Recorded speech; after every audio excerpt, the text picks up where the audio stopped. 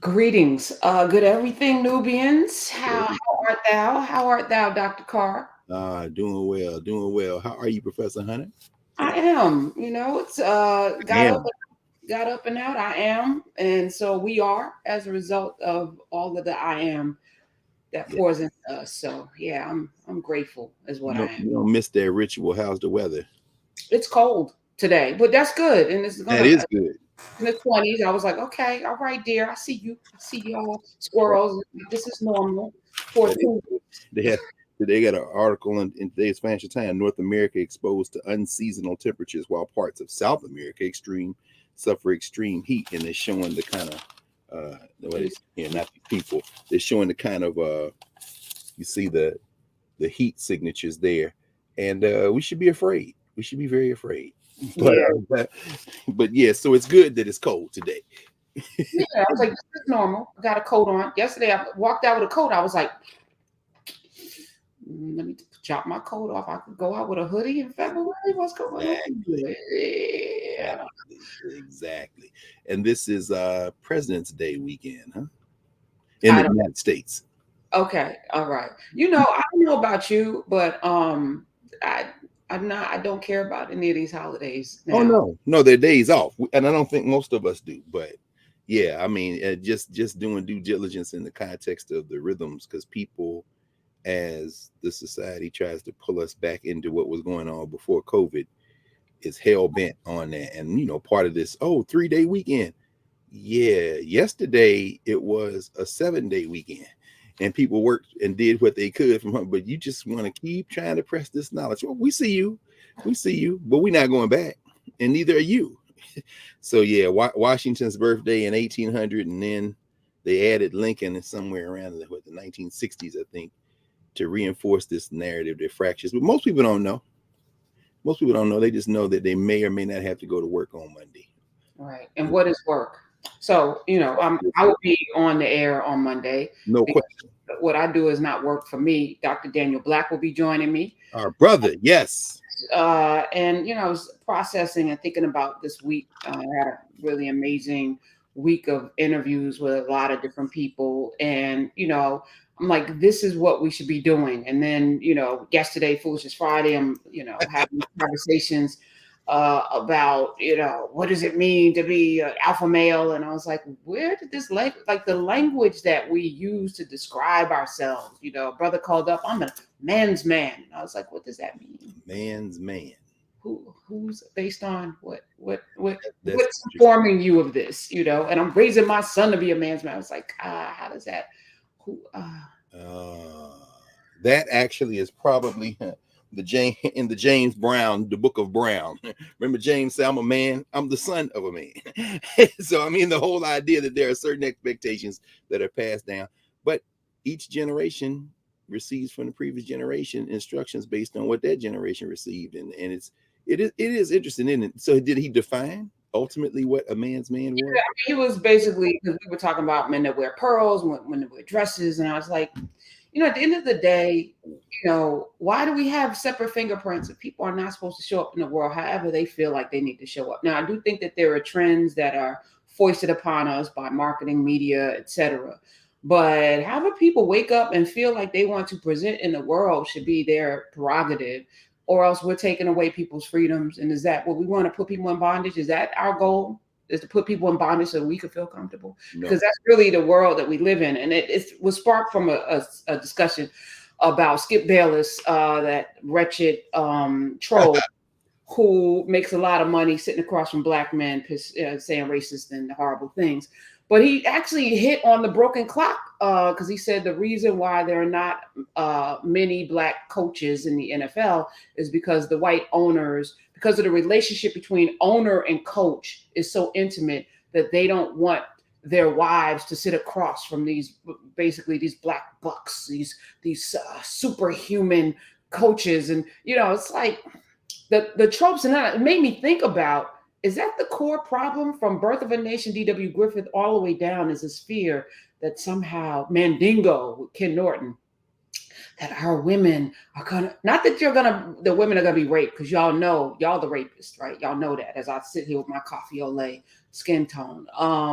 You know you're a rapist, so you always project. That's what people do. You project onto others what is actually in your spirit, but that you can't compete. So therefore, you're going to demonize, demoralize, dehumanize. You're going to put these tropes out there and make them the boogeyman, and even codify it into law. No, no, no. Come on through, Jack Johnson. You will not. You will get arrested for the Mann Act, and we're going to have, before Loving versus Virginia, all manner of ways that we're going to separate. Oh, this marijuana, this jazz is going to make our women want.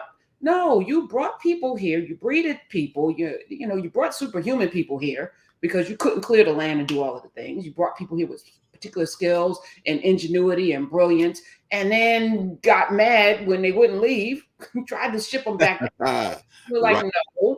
No, we built this. We're staying, and then started doing amazing things. And so it's like, okay, we're going to torture, we're going to lynch, we're going to burn down whole cities, we're going to demonize, incarcerate, and this has been the constant drumbeat all the way through. And then we participate. Well, that's what I'm saying. Because last I checked, somebody was sitting across from Mr. Bayless, interjecting periodically, but Skip, you get away with that, Skip, you get away with that, Skip. So what you saying, Skip? Well, what I'm saying is that I get to talk like that because I'm in the owner's box. What were they talking about? Eric Bieniemy, I assume. Yes. Yeah. Yeah.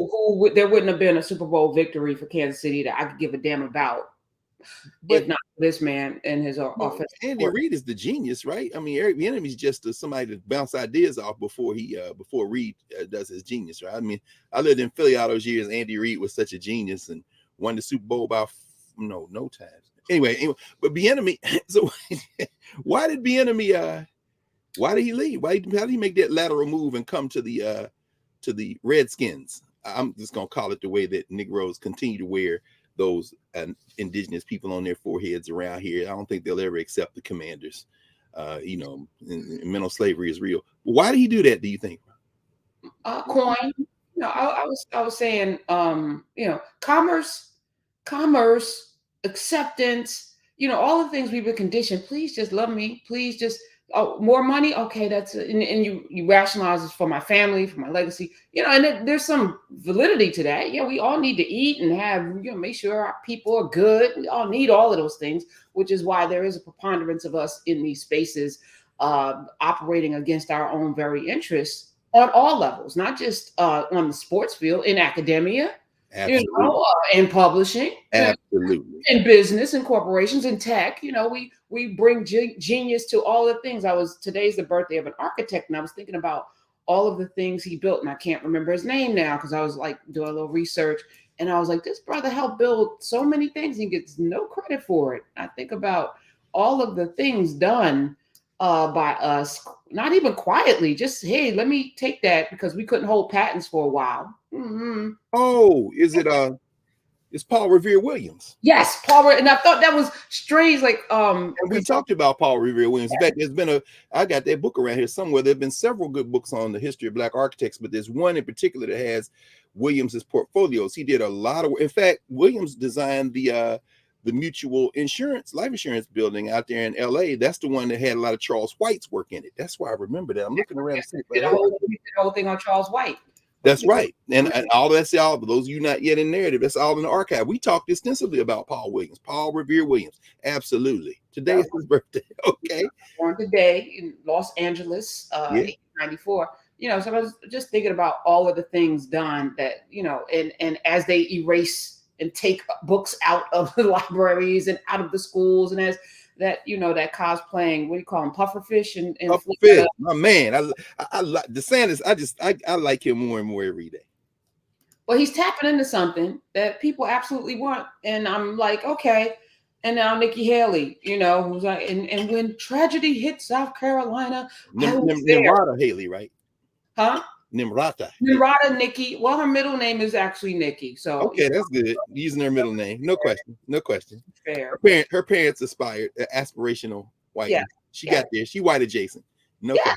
Yes, but she's taking credit for taking down the flag and all these things. I was like, wow, this is why narrative and having our own narrative and being sure to be alive and tell the truth always and don't let people get away with reframing, because this is how we got here. People reframed history, shoved it in some books out of Texas, shoved them into our children's mind, into our minds, our parents, and then we regurgitated it, got A's for regurgitating these lies, right? And then got passed along, went to college regurgitating lies. Hey, good. Nice, good Negroes. Regurgitate these lies. And then here we are. And then we get mad when we come in class with Carr and you're like, why not? Hey, so someone I've been hoodwinked and bamboozled. Run amok. I tell you what, the Nation of Islam has over whatever they are or aren't, they have come up with some beautiful phrase. When he say run amok, led astray. Those are my two favorites. Hoodwinked and bamboozled is pretty good, but run amok, meaning what? You just out here running. Just run amok, just out here, running over stuff, getting run over, led astray. And how you out down this path, realize how the hell did I get? But education is that. I mean, education has a socializing function, and but you said something as we were going back and forth yesterday. You called it a mess. I thought that was so appropriate. There's a reason for that. I'll talk about that in a minute. What did you? I need to pull it up. Where did I pull it? What did you say? You said. I was just saying. I try to tamper my frustration, because sometimes you just feel like you're yelling into the void. Like, sure, come on, let's wake up, and you just feel so frustrated because you hear Whoopi Goldberg on a thing and you think she should know better than to open her mouth and put her whole brain on display. You hear Lemon and you're like, why does he have the platform when clearly he doesn't read a single book and just be saying stuff? And then it's like, how are these people, our representatives, on the TV? They get pushed because they have some talent, but most importantly, they serve the purpose of whoever advances them on those platforms. And so it's so funny. Frank Thomas, the very highly influential Black and White Spaces, never got a chance to meet Frank Thomas, and not a lot of people who know him know, but this is his, he made transition recently, a couple years ago, and this is his biography just came out, his autobiography, his memoir called An Unplanned Life, Franklin A. Thomas. Remember we talked about Frank Thomas when we were talking about Gloria Steinem, and we were talking about Vernon Jordan and some other folks. Vernon Jordan and he were very, very good friends. This is the brother who is credited with rescuing, quote unquote, the Ford Foundation.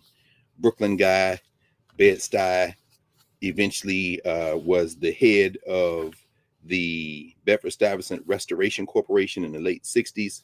All the time, very good friends with and commiserated with Bobby Kennedy and Lyndon Johnson and so many others. Of course, as we talked about it, if you all go back into the archive, we talked about how Kennedy was stabbing him in the back, though, in terms of talking about him and what he could and couldn't do. But I'm only bringing up Franklin Thomas in a moment, Prof, because you asked the question: how do certain folk get platform?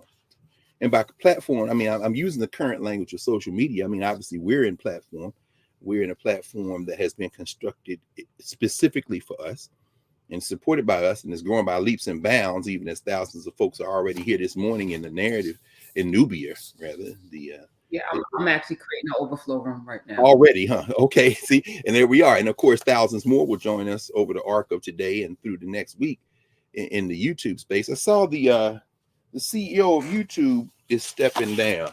This is the lady who allowed the guys to come over to her house and start Googling her. Oh, here she is. YouTube head Wojcicki to step down after overseeing transformation. YouTube chief executive Susan Wojcicki is stepping down after overseeing the video hosting site's growth into an entertainment colossus over nearly a decade.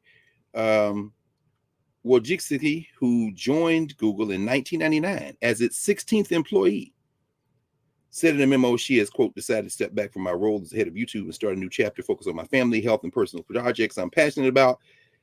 Google bought YouTube for $1.65 billion in 2006. Remember, YouTube is only, 24 years old, not even quite a quarter century. As she said, she joined in 1999 as the 16th employee. And Google bought YouTube for $1.65 billion 1.65 billion in 2006. That's pretty good. In 2022, the video sites advertising platform generated $29.2 billion, representing about 10% of Google parent Alphabet's revenue. But this, I'll end with this. Wojcicki, 54, had been a long-term fixture at the company, having rented out her garage to Google's two founders, Larry Page and Sergey Brin, in 1998. Now, Frank Thomas, who grew up in a loving community, not much money, but a lot of love in Brooklyn, ended up going to Columbia, where he set records as a basketball player, but more importantly, used that opportunity to advance himself intellectually. By all accounts, brilliant brother, who then, by the mid 1960s, found himself in the right place at the right time, hence an unplanned life, who found himself caught up in first attempts of New York City government to manage these poor and black and brown people, to tamp down violence and the rising tide of dissatisfaction. And he was the right man at the right time in the right place, with some ideas and some talent and some demeanor. They always talk about how cool he was, how calm he was. And that allowed him to be in rooms where there were no non-whites and very few, if any, women. And he was able to parlay that into some resources for black and brown communities, particularly the Bed-Stuyvesant Corporation, Bed-Stuyvesant Restoration Corporation, which was a community development organization. But he's pumping resources into Brooklyn at a time when this is when the Black Power movement is really rising. And this parallels the rise of, for example, the East. The East, of course, which was founded by Black folk in Brooklyn, Black educators like Jitu Weusi, Baba Jitu, who is an ancestor now, who was known as Les Campbell when he was a school teacher in Bed-Stuy. They talked about community control there in Brooklyn of their schools, and African-American culture and history in the curriculum, and local control of the communities. Well, here's Frank Thomas behind the veil with the big money white boys, the politicians, the millionaires, the billionaires, the federal, the local, and the global capital, the resources to not work in tandem with the folk who started the East, but certainly enable some space for them to continue to do their work independent of that. But of course, that allows him, Frank Thomas, that is, to be identified as someone who might be able to be trusted.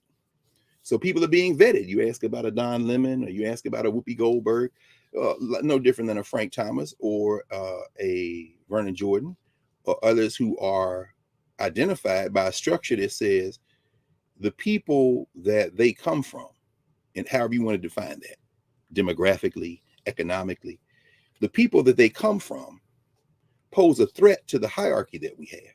So we need some pressure valves in place to be able to maintain this hierarchy.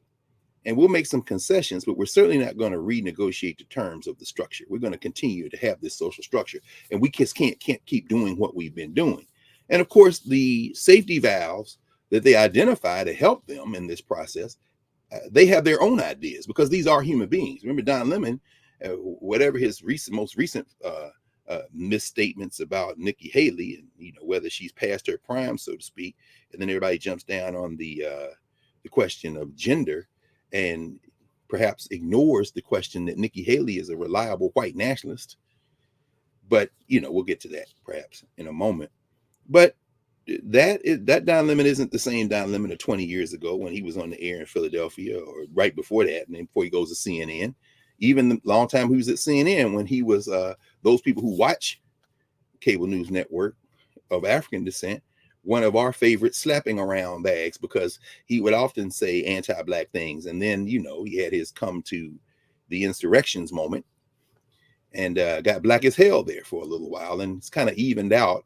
So, but the point is that vetting comes with its own back and forth, its own positioning and repositioning. But what is always present is the social structure, which has its own contradictions, its own battles, its own internal logics. At the same time, what it's not going to do is, in this moment, engender any, or incorporate, which would mean to engender in some ways, its own demise.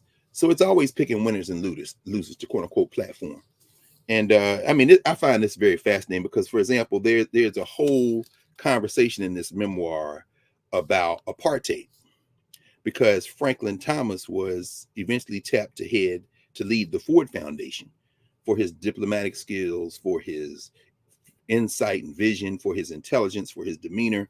And those skills he brought to the table, those who work at the Ford Foundation, including Darren Walker, the brother who runs the Ford Foundation now, say, you know, Frank Thomas saved the Ford Foundation. The Ford Foundation gives out billions of dollars. Well, they're not giving money away. They're investing because they have a vision of how the world should work.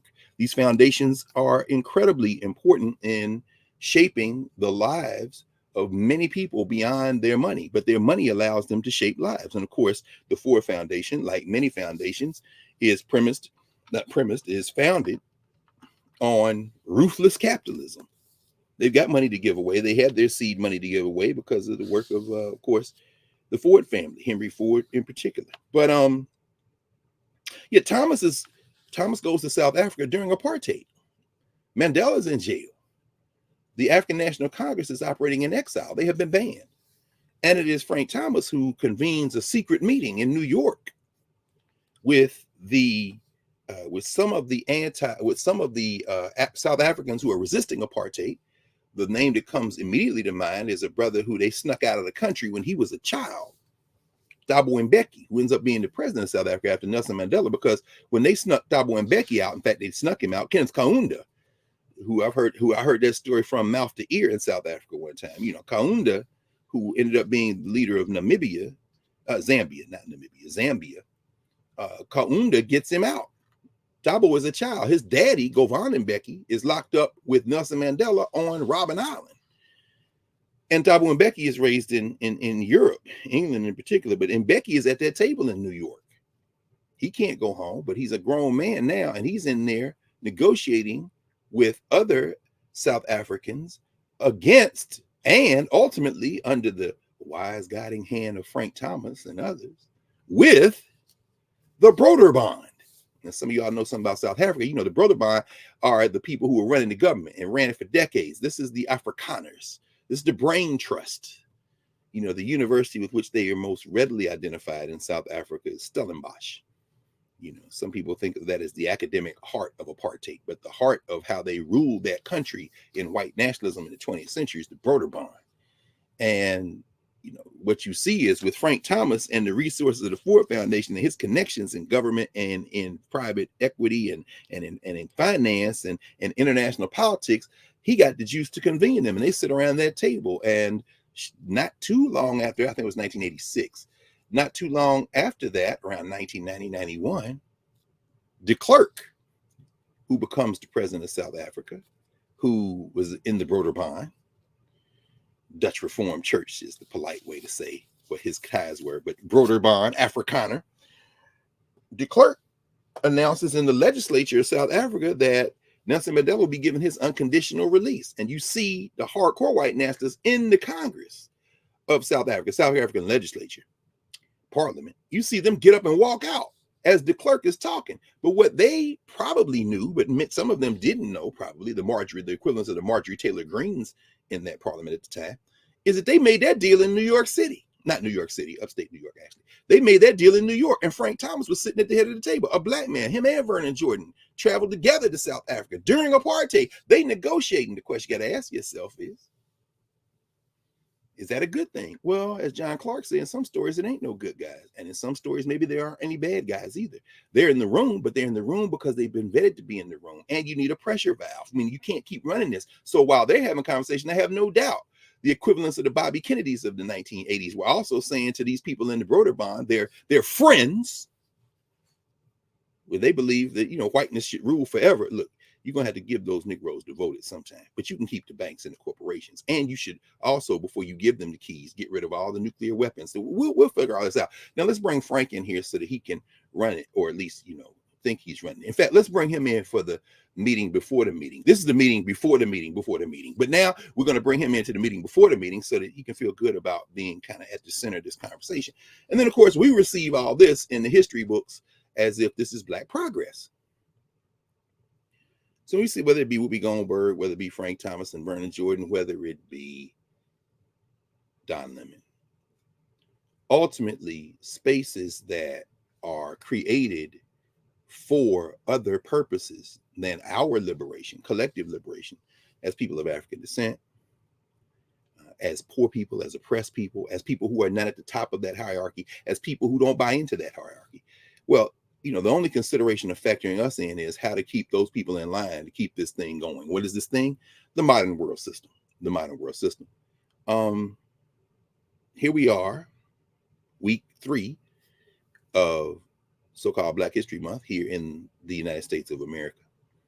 And we started on our journey 2 Saturdays ago thinking about the advanced placement course curriculum as an opportunity, a point of entry to talk about curriculum and education. And Prof, I think you've opened this up beautifully this morning, by reminding us that what we learn and how we are educated isn't just a matter of facts and opinion and ideas, it's a matter of socialization. And in a moment, we're going to reflect on some words from someone else whose birthday is today, who you reminded me was her birthday, of course, sent me to the archive to look about, reread some of her work. And we'll come to her in a second. I want to evoke someone whose birthday just passed as the initial point of entry, and that's Jacob Carruthers.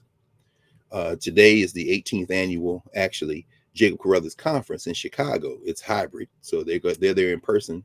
Folks in the Kemetic Institute. Shout out to all my comrades and colleagues and elders in the Kemetic Institute. I'm proud to be a member of KI. And they're there in person at the Center for Inner City Studies in Chicago, the Jacob Carruthers Center for Inner City Studies. And then there's hybrid. Those of us who are not there physically will be presenting virtually. In fact, I'm going to give a talk later on this afternoon, Advanced Placement, the Intellectual Warfare and the College Board's AP African American Studies course. And I'm going to open up with a quote from Jacob Carruthers, whose birthday, February 15, 1930. Good African by way of Texas. And Dr. Carruthers gave a talk in Cleveland back in November 1993. And this is what he says now. He says, we have coming not on the scene. He says, we have coming now on the scene a new crop of Afro-American, as they call themselves, and continental African intellectuals who are now challenging our victorious march toward the restoration of African civilization as necessary foundation for our African future. We need to address this rising tide of anti-Africanism among these so-called Afro-Americans. He's talking about this particular group of people who have been, to use the parlance of today, 30 years after he gave his talk, almost platformed. Now, this is a platform, but he's going to, let me read the next sentence, couple sentences, and I'll go to make the distinction.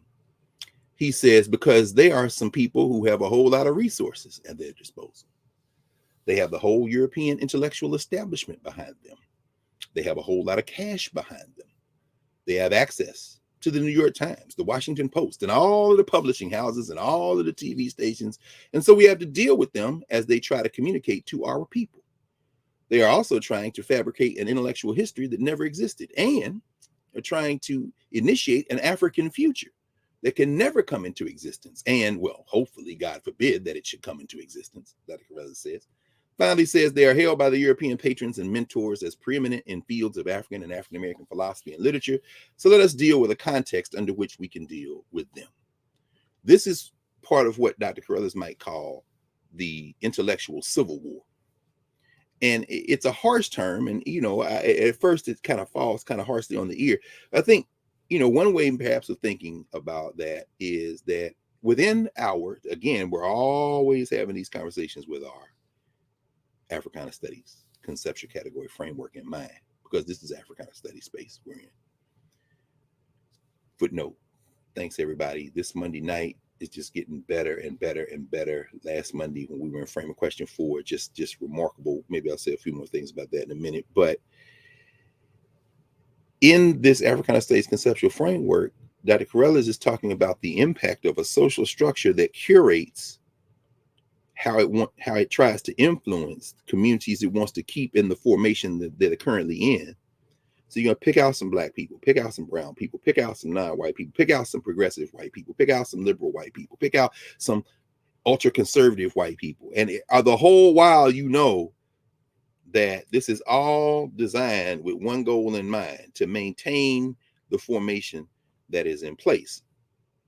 No matter what individuals who are within that formation at the top of it, the hierarchy, they may disagree with each other, because these aren't all people who are thinking the same. Rupert Murdoch is not the same as the head of the College Board. The head of the College Board and Rupert Murdoch are not the same as the governor of Florida. The governor of Florida is not the same as the people who are reaping in record profits at the oil companies. And I thought I saw on today's New York Times, actually, the railroad people. Last month, as Norfolk Southern, one of the largest railroads in North America, reported record operating profits, Alan H. Shaw, its chief executive, told shareholders that the company's service was, quote, at its best that has been in more than 2 years. About a week later, one of the company's freight trains derailed in East Palestine, Ohio, forcing a controlled burn of toxic chemicals and the evacuation of hundreds of residents. Another Norfolk Southern train came off the rails near Detroit on Thursday.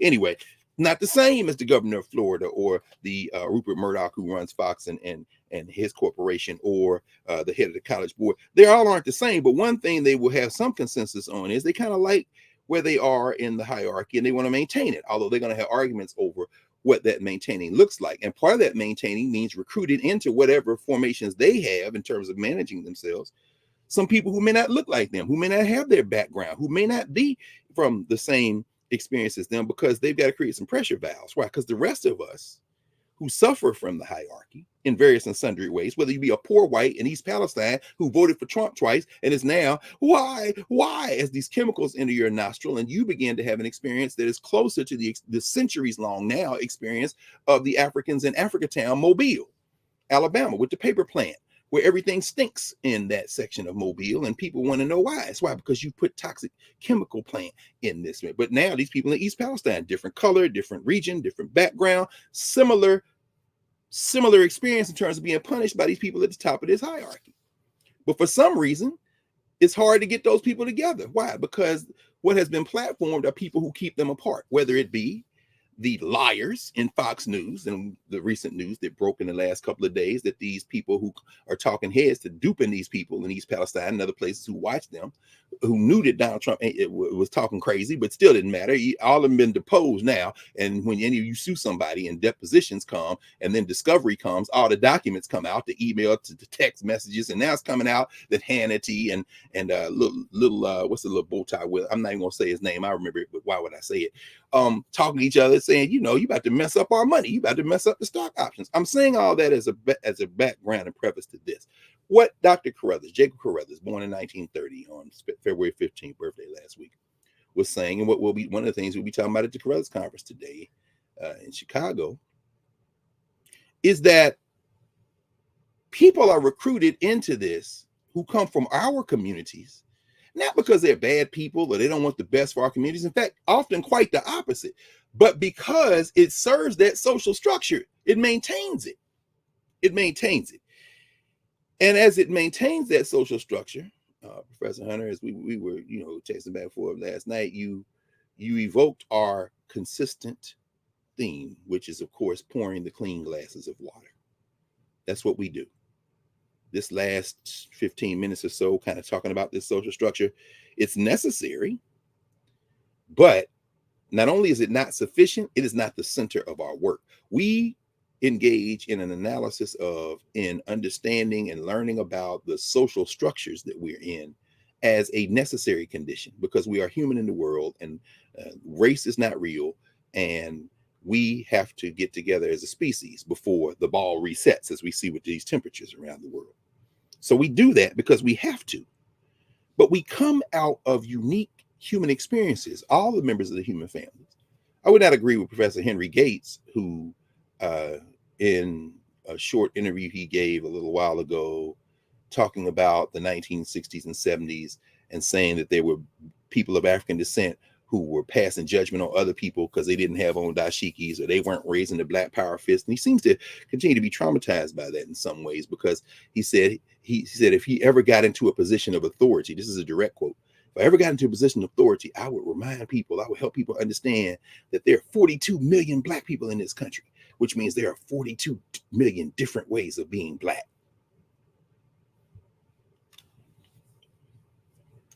let me pause here. Just a little tasty shade. Just for funny, because there's one dude who has been incarcerated now for decades. Mumia Abu Jamal, free Mumia Abu Jamal. Back in July 2009, this is in a collection of essays by Mumia Abu Jamal, who asked the question, have Black lives ever mattered? This actually came out not too long ago. This was published in 2017. But in 2009, he wrote that in an essay called The Arrest of Harvard Scholar Dr. Henry Louis Gates, there are 42 million different ways to be Black, which means maybe 42 million different ways to die. Choose one. Anyway, Mumia says, if the arrest, humiliation, and resultant brouhaha over Harvard scholar Dr. Henry Louis Gates has taught us anything, it is that people in the United States still dwell in separate worlds, one that rarely meet. So you got the social structure. Then you have governance formations among African people. Who are we to each other? Professor Gates acknowledging that for every different African person in the world, there's a different African person in the world. You'd almost call that a truism in some ways, but we're going to let him be okay, because again, it's not who we are to each other that created the situation that I'm about to mention, that you mentioned to me last night, Professor Hunter, that Jacob Carruthers used as a trope and the folks at the Kemetic Institute for years. But it's not how we look at each other that shapes the conditions that we have to struggle against. It's how the social structure has managed to jam us into this oneness. And Mumia, writing about, this is right after Dr. Gates was arrested in his own house, as if he broke in his house, as if his neighbors didn't recognize him. Mumia writes, and while some wags have rushed to tell us that the incident reveals more about the continuous clash of class, I beg to differ. If anything, it shows us just the opposite. When it comes to Black people of whatever wealth, status, class, or prominence, the usual rules don't apply. Indeed, handling Blacks seems to always require exceptions to standards that apply to most everybody else. Consider this. Most Americans can agree with the familiar aphorism that, quote, a man's home is his castle. I guess that would be a man's man. I'm not sure. But a woman's home, a person's home is their domicile, a place where they reside. By the way, parenthetically, put a footnote, shout out to the DC government, which could not solve the crisis and therefore should be condemned, because this week, people who are unhoused had all their belongings in the world seized by the National Park Police, put in dumpsters, and were cleaned off of a park here in downtown DC as human beings stood on the outer edge and yelled shame at these folk. This is the society we live in today. Back to where I was reading. So a person's home, if they have one, is their castle. Mumia writes, not Black men. How else could Skip Gates get busted on his doorstep for disturbing a non-existent peace? Goes on. But then at the end, he says, cops get paid vacations for their hate speech and bigotry. What do their victims get? Will a beer at the White House put this fire out? I doubt it.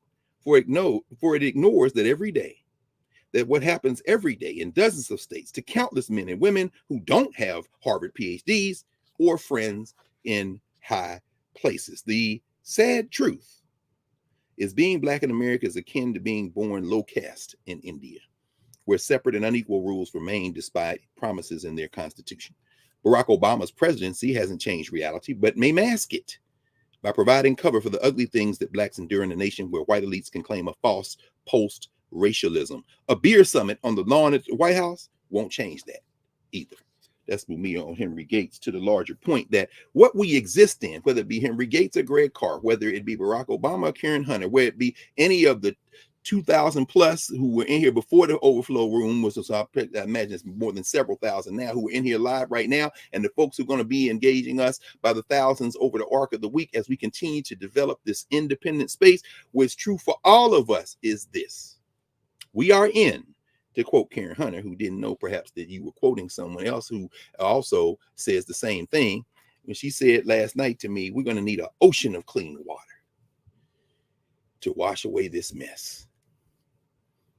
In my head, listening to that genius comment, ding, Jacob Carruthers, Anderson Thompson, all the folks who we are proud now in the Association for the Study of Classical African Civilizations to publish things that they had written that they didn't get a chance to put out, speeches they gave that we now are transcribing and publishing. These are the first 3 issues, as I've showed y'all a couple of times, of the Compass, the journal of the Association for the Study of Classical African Civilizations. This brother right here, Anderson Thompson, out of Chicago, very frequently used this phrase.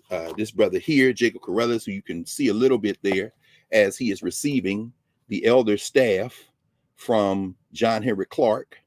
This is when Dr. Carruthers turned 65. We were all at South Shore Center there in Southside Chicago and had the ritual. He's passing the staff, the elder staff, intergenerational. Behind him, helping Dr. Clark, who by now has lost his sight, is, of course, the great Conrad Walter Rorell, also now an ancestor.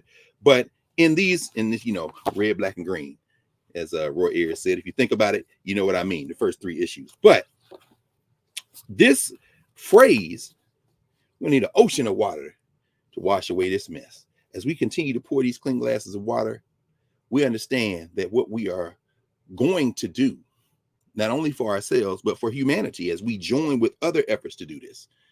Narrative isn't the only place, isn't the first place, isn't the best place yet. It is the best place right now for us in this time, in this moment. And Nubia, the best place for us at this time, in this moment, joining with other best places in this flood to wash away what Anderson Thompson called, what Jacob Carruthers called, and what the Kemetic Institute calls the mess. That's what they call the mess. Dr. Carruthers, in that same speech I was quoting from, the speech that he gave in Cleveland in 1993, he says, we must address what we in Chicago call, as he would say it, the mess. What is the mess? Well, there are many ways to define the mess. The mess is this modern world system we find ourselves in that is not good for any human being, that isn't good for the planet, that isn't good for our lived experiences, that isn't good for us. By us, I mean everybody. And by everybody, I mean the animals, the plants, every living thing, the mess, the mess. So with that in mind, let's talk a little bit just for a little while today on President's Day weekend. And for those of you watching this past President's Day weekend, the week that follows it, let's talk about this field and function of how we deal with this question of mess, and how people who are educating, just tying a few things together now, how people who are tasked with the function of education in our society are tasked with or charged with or entrusted with the responsibility of helping each subsequent generation acquire the skills, acquire the abilities to face the mess and clean up the mess and help ensure that we live in a better world, that the species here doesn't do it. And as I said, as we've been saying, this is the 3rd week, and it's a blessing because, we got next week to continue this conversation. The occasion of the advanced placement course in African American Studies that has been introduced by the College Board is a great occasion for us to think about education. Professor Hunter, I was listening to your conversation with the newly elected governor of Maryland the other day, as you had him on the airway on the airways there at Sirius XM. Just a universe. I love getting stopped in the streets wherever I am, and it's happened everywhere. I listen to Karen Hunter every day, or I catch y'all on the weekends, or I'm a Nubian. And because we see that this is what is being built. You gave the metaphor of bamboo yesterday. Last week when you talked to the governor, I thought it was hilarious. But in his conversation, y'all brought up in that, is it $60-some billion a year budget in Maryland? Y'all brought up the topic of education. Could you talk a little bit about that? I think it was very powerful. Okay, hear you. I have to mute myself from chuckling at the subtle shade that gets thrown from time to time. No, I didn't have as much time as I'd like, because I had a whole agenda that I wanted to, go through with him. And, first of all, I'll assume he'll be back. That's one of the good things about being friends with the governor. You can have him back. Friendship is too much. No, I don't think. No, Wes Morrison, he said, that spirit, I've only met him, but that brother, I have no doubt you probably be a regular on your airways. But anyway, go ahead. I was incredibly happy because not everyone feels comfortable coming on my show, because I don't give you a list of questions. There's no vetting. There's no what do you, to make sure that it won't go left. You know what I'm saying? Most of the politicians have a list of demands or things that I can't ask. And when that happens, I invite them not to come on, because I need to be able to ask questions, freely. And to his credit, there were no stipulations, which I completely, first of all, I was like, okay, he might be for real, because and was pleasantly not surprised, because from everything that I've seen about him, he moves differently. He's not what I've seen before, and I've sat in a room with a lot of politicians. I was on the editorial board at Daily News for 4 years, and we had to, sit with every head of state, because that was the part of the paper that endorsed the president, the governor, the mayors, all of the positions. So everyone had to come through and sit with the editorial board. He's for real. So I just want to say, yeah, he's for real. Yeah. I was like, okay, a real person got elected. In the United States of America in 2022. Imagine that. A real person.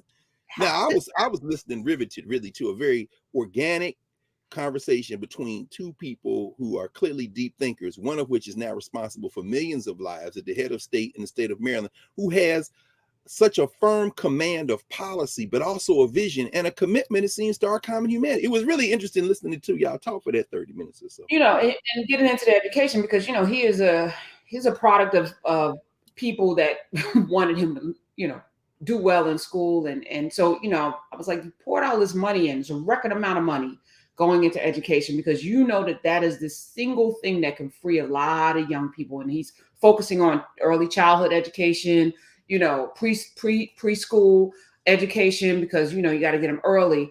But I really wanted to dig into, if education right now, how does education function? You're putting this money into education, but what is education for our children? That's right. What does it look like? That caller that called it on my show yesterday, talking about being alpha male and, indoctrinating his son but he sends his child to a school where he's only black boy. So I said, okay. So what is he learning there? Yeah. Yeah, I'm looking at my studio audience like, okay, so what is happening to your child? And I'm sure the teachers are well-meaning. Of course. Some of them absolutely mean harm, but then there are others who absolutely don't, who mean the opposite. That's right. Sure. But the system is not designed to feed your child all of the things that will make your child feel good about themselves. In the Toni Morrison clip that I think I might play at the end of the show today, of the class, she talks about the lens, the white gaze, and it's inherent. It's like deeply, indelibly marked and etched into this society. So even those of us who send our children away for a great education, we move to neighborhoods because online it says these are the best schools, right?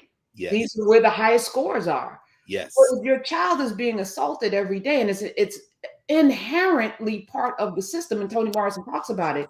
When we say black is beautiful and black, we're proud to be.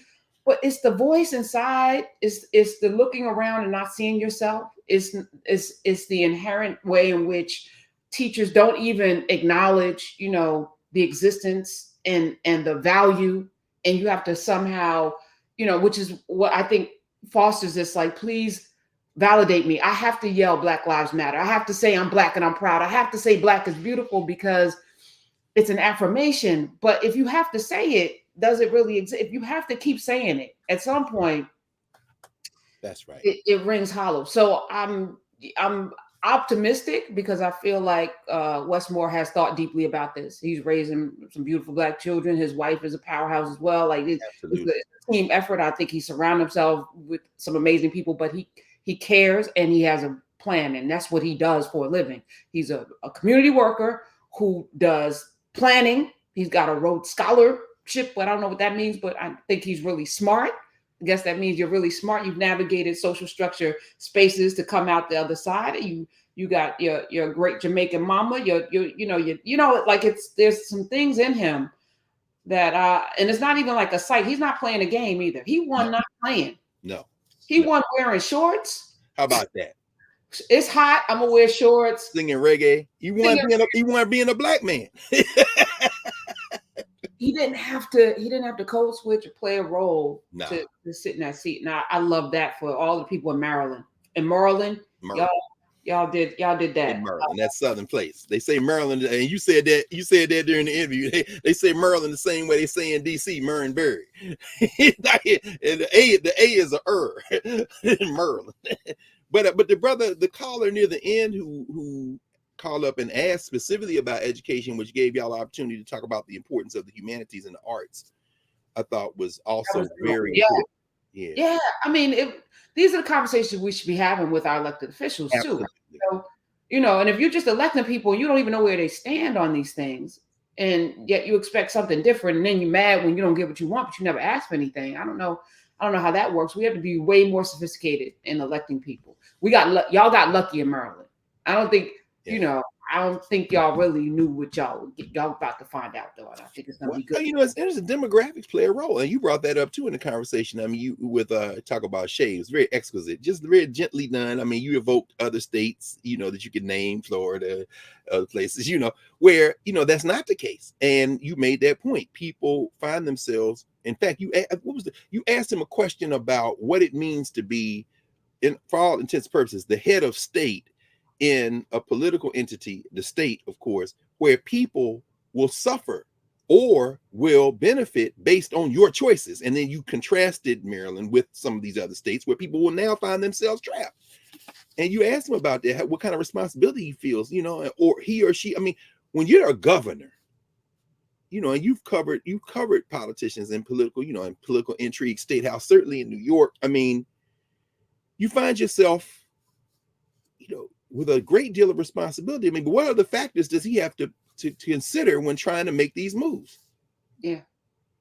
And it's again, just thinking about it in the context of what we're talking about. I talked to a reporter from New York Times last week and got had a talk to her about maybe about an hour, and something I said ended up in the paper this week about this AP course.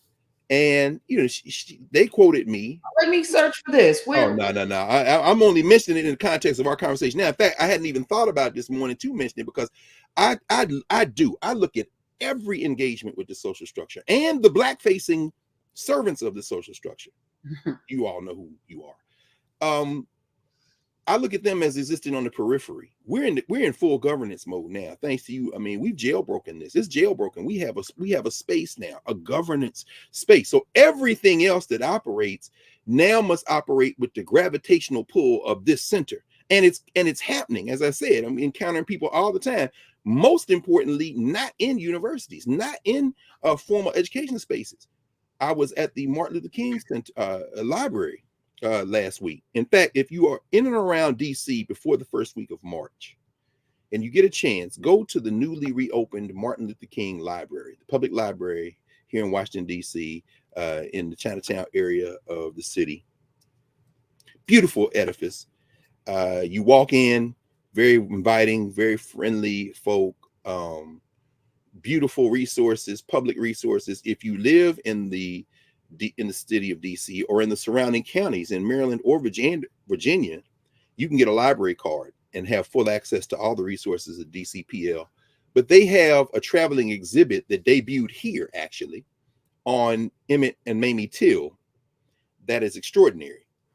And it's on the first floor. It takes up most of the right side of the grand first floor there in the reopened library. And also, if you get a chance, and I would pull it, but I don't know, I usually keep that somewhere stashed away. There's a mural that was done by Black artists in the wake of the assassination of Martin King, when they named that library the Martin Luther King Library, that takes up part of the wall, the back wall. And actually, there's a key to it. They did the dedication. I has to have a copy of that program. Maybe I'll make a note to myself to pull it down for next week to show it to folk. But if you get a chance, come through and do that. But anyway, I was in there between classes. I kind of came down to Chinatown. Some of work down there. I love going to the library. And if you get a chance to, when you go to the top floor. Well, go to the top floor. The roof is actually a green roof with all kind of places to study, and it's beautiful. But the first floor is the Washingtonia collection, the archive of Washington, D.C. And they have a permanent exhibit there on the evolution of Washington, D.C., but it's not one like you would see in white spaces. It's basically a black exhibit. Full exhibits on go-go, on Black folk in DC in the 60s, 50s, 40s, You see Dunbar High School, but you see Marion Barry. They got a whole section just on Marion Barry. Marion Barry on a horse, riding with this cowboy hat in his hand, and then these little speakers. And when you come close, you start hearing one by one individuals, policymakers, community workers, folk who live in the neighborhood talk about the impact of Marion Barry. They take him from Mississippi all the way through to the statue of him that's in front of City Hall. But anyway, I was down there looking at the Till exhibit, just sitting in the multimedia exhibit. There's video, there's audio, you know, Mamie Till is all through there, but not just Mamie Till, all kind of folk there. There's actually on loan one of the signs that these white boys keep shooting up down there in the Tallahassee, that marks where in the Tallahatchie River Till's body was pulled out of the river. And as I'm standing here, somebody say, Dr. Carr, I looked around. It's one of the brothers who works in, he's a lifer in the DC Public Library. I knew him when he worked on a branch at Capitol Hill. I used to go down there for used book sales, and we would chat. But now he's at the Martin Luther King library, the downtown library, the central library. And he said, man, what you all are doing, what you and Professor Hunter are doing, brother, I'm so glad to see that that's where y'all have shifted. I said, yeah, brother, because that's us. And so I'm looking forward. Actually, I told him, you know, we're going to stay in conversation because I would love to get some more young people added, because they do a lot of programming down there, public programming. Public libraries, as we know, are in many ways the nerve center. And I told my friend Kinshasa Conwell all the time, who just retired, as we know, from the National Museum of African American History and Culture. You know, libraries and museums really, to me, are more important than universities. Or at least museums could be. This book just came out. This is Adam Cooper's new book. I had to send away to the UK for it. The Museum of Other People. So Oz and them know about this. From colonial acquisitions to cosmopolitan exhibitions. And what Cooper is writing about is how museums, of course, are agents of imperialism. And he's writing about the limits and the possibilities of museums. But if you've already paid your tax dollars, then there's no such thing as free. So all the free programming at the Martin Luther King Library and all our public libraries were paid for by taxes. Wes Moore is now going to have the responsibility of managing $5 billion of tax money. And as you pointed out to him in y'all's conversation, inheriting and having to clean up some of the mess of Larry Hogan, who was trying like hell to give your tax money to rich people, but being blocked consistently by the House of Delegates in Maryland, where a Black woman sits in the chair of leadership. And now with Moore in, there will be undoubtedly resources that Hogan was trying to give back to his friends that will now be available to you.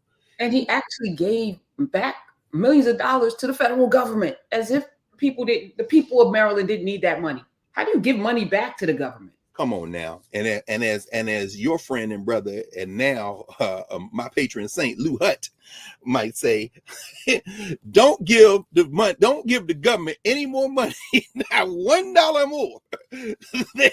But the money we do pay in our taxes, right? Hogan giving it back. Why? For them to give it to their millionaire friends.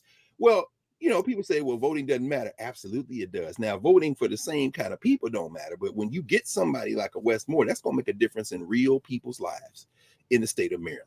So you're absolutely right. And you know, as I was saying, you know, I was telling Kinshasa, say this to her all the time. And now, you know, I was talking to the brother down at MLK who stopped me because he's in here with us now. You know, these spaces that we've subsidized with our money, public libraries, public museums.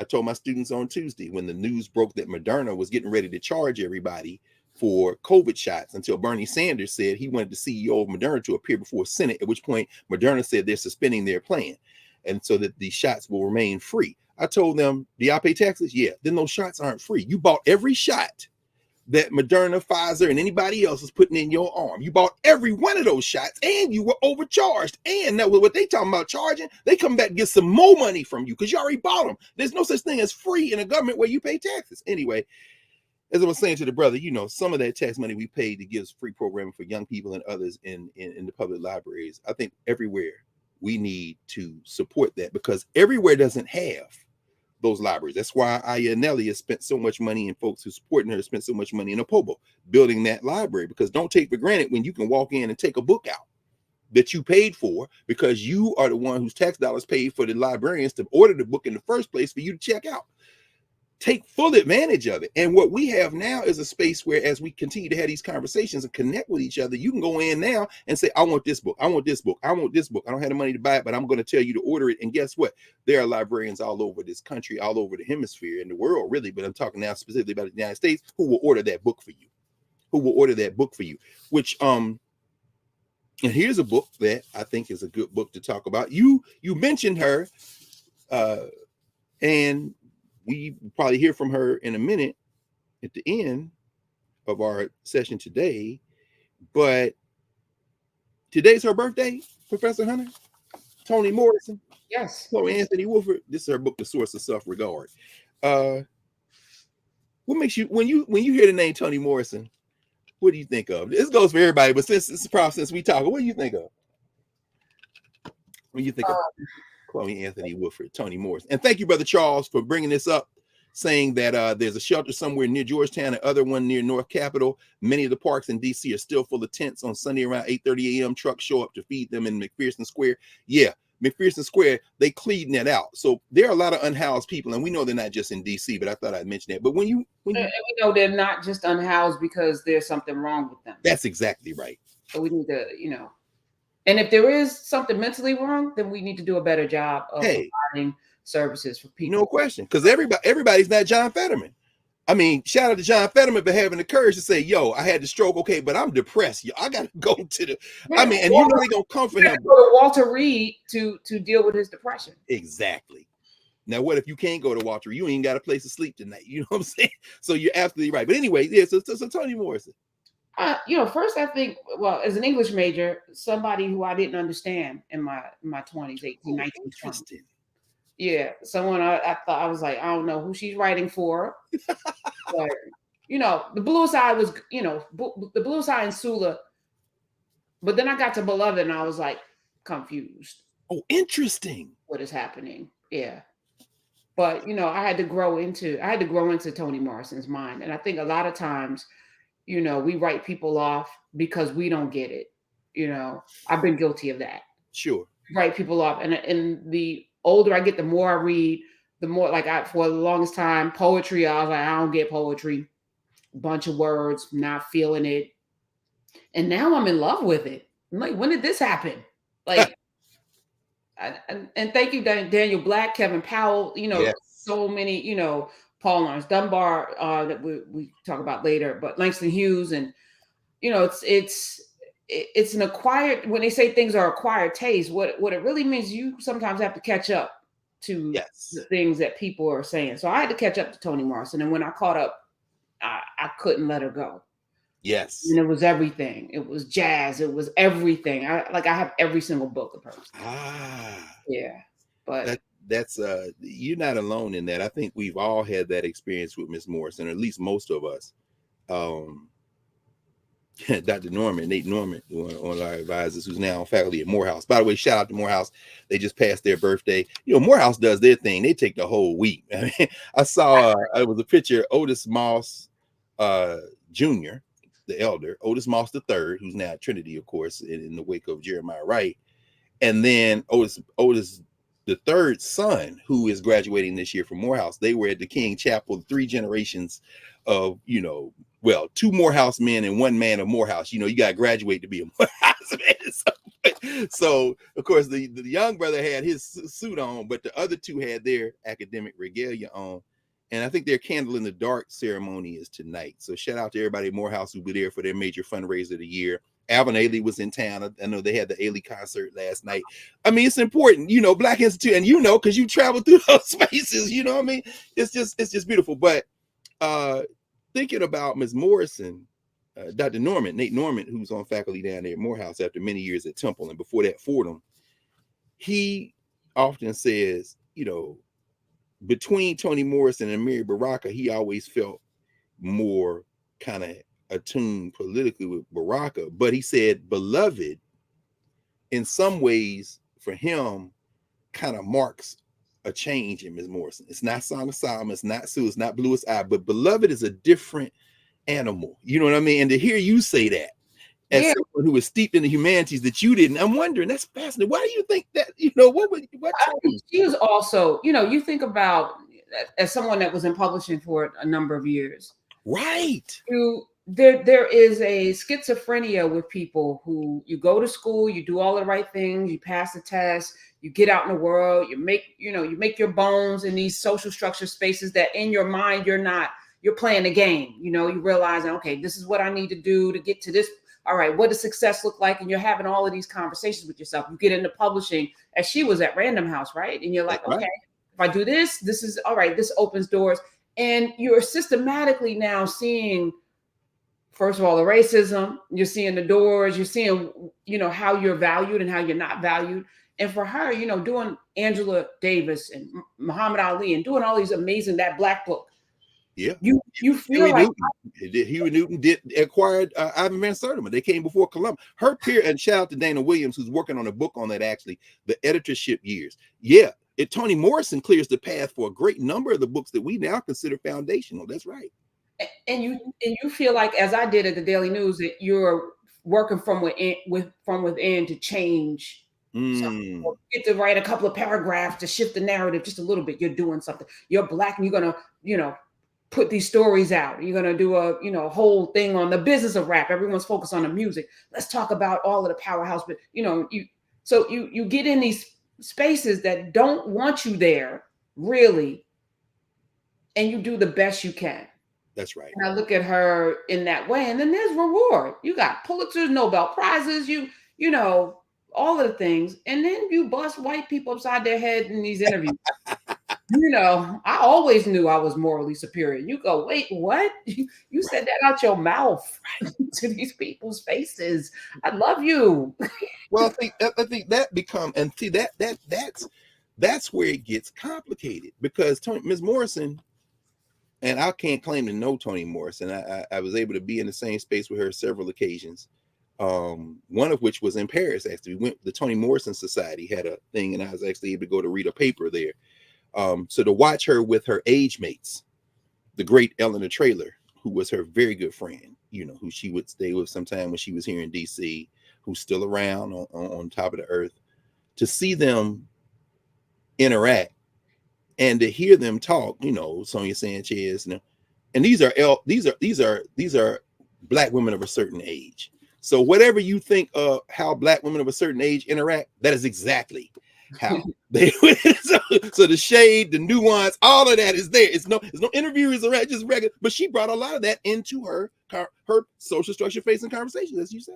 Before you pick up this book, I want to just throw something out there, though. There was also, having been in spaces, this kind of inaccessibility that both she, Maya Angelou, and maybe you have to build a wall around you to protect yourself. I don't know, because you're very accessible.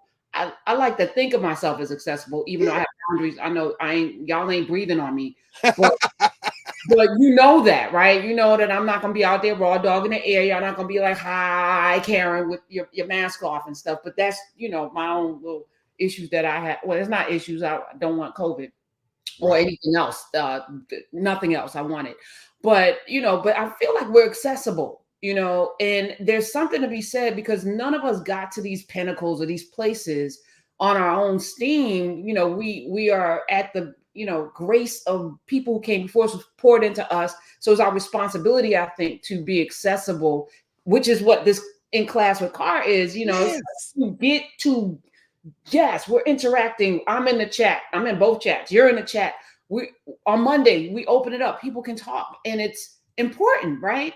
That there's no one on a throne, right, sitting above us. This is a circle. Yes, right. Yeah, we are all learning. We're all growing. That's right. And so I don't know if it's that generation that if once I get to a place, then I'm going to, talk at you about the things that, I'm going to be very erudite about, and pontificate about the things. And as I live on my river overlooking the, I don't know. I mean, God bless, live well. But we have to kind of break down these barriers that this is for everybody. It's not like just because I got it, now I'm going to make sure you get it.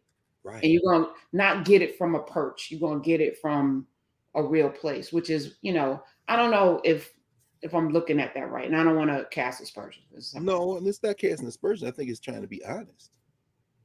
And I think this is what frightens the hell out of the hierarchy. Honesty frightens the hierarchy.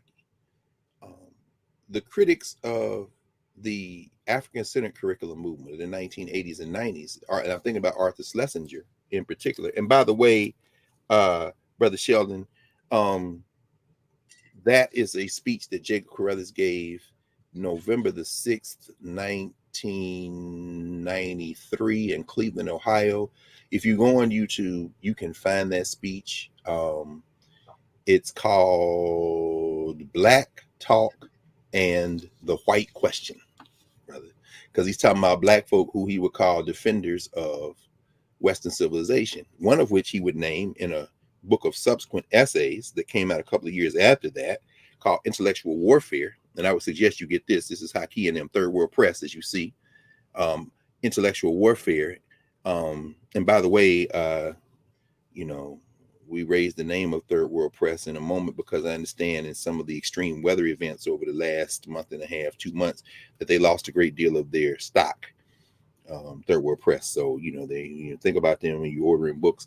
Intellectual Warfare. This is Jacob Carruthers' book. He's got a whole chapter in here on the fragmented philosophy of Henry Gates, and he calls him a loose cannon in search of cannons. But in this document, which was subsidized by Federal Express, there are no fewer than 18 ads in this little book of 90 pages. And here's one of them by Federal Express. You see Federal Express ad there? This is, of course, the book that I mentioned a couple of weeks running, The Disuniting of America, Arthur Schlesinger Jr., one of Kennedy's friends, whose daddy was this historian who was friends with Carter Woodson. This is the takedown book, the trashing book, when they were talking, when Schlesinger is basically sent out, again, almost 20 ads in here by Federal Express who paid for it. This book went out for free to college presidents and academics, corporation leaders, and in America trying to shape the discourse because they were terrified as hell of the African-centered movement. And Jacob Carruthers wrote a response to it that we actually published in the Association for the Study of Classical African Civilizations. This is called Carruthers on Schlesinger. This is actually the publication.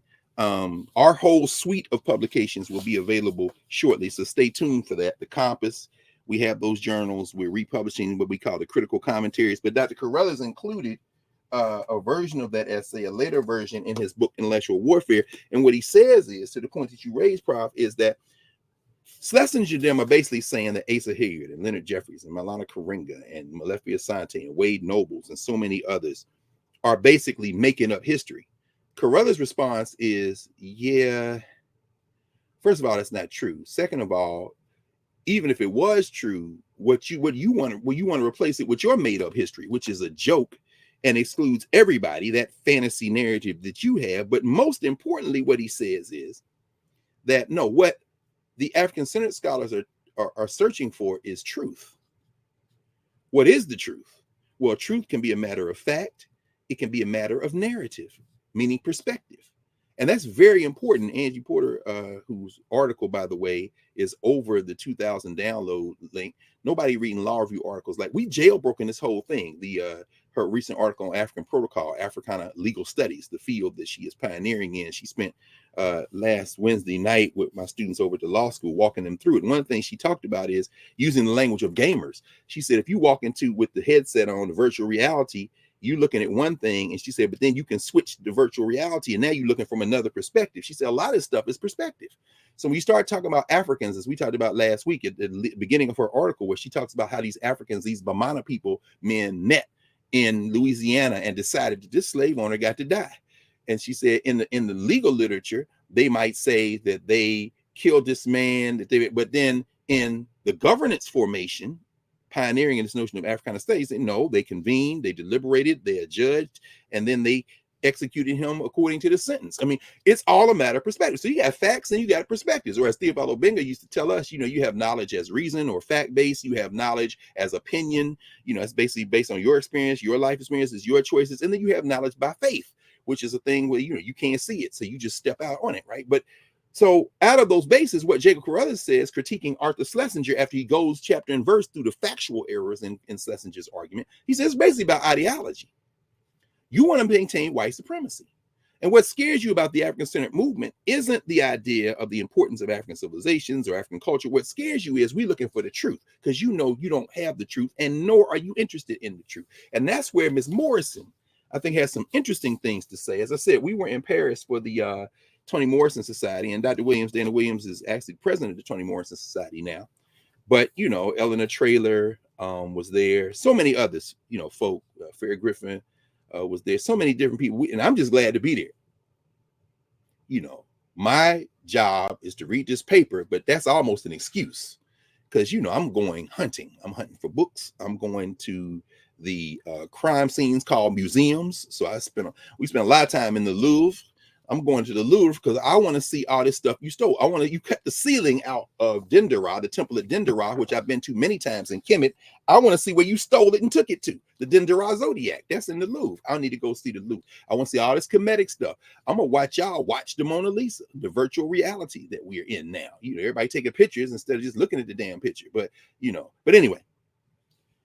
So as I'm hunting books in the, you know, sitting there listening to Miss Morrison, you know, just basically taking it all in, I, you know, take off looking for the bookstore. So I'm in all the bookstores, Shakespeare Company, all the used bookstores. I had to get over to L'Harmattan, which is across the street from Présence Africaine. So if you ever get to Paris, that's where the black books are. Not by black, I mean global black, the Africans. You know, that's where Obenga stuff, Cheikh Anta Diop, of course. And of course, Présence Africaine is the bookstore that Diop and his wife ran for many years. Halloween Diop, not Cheikh Anta Diop, but Cheikh Anta Diop's books are there. So I picked up this little volume.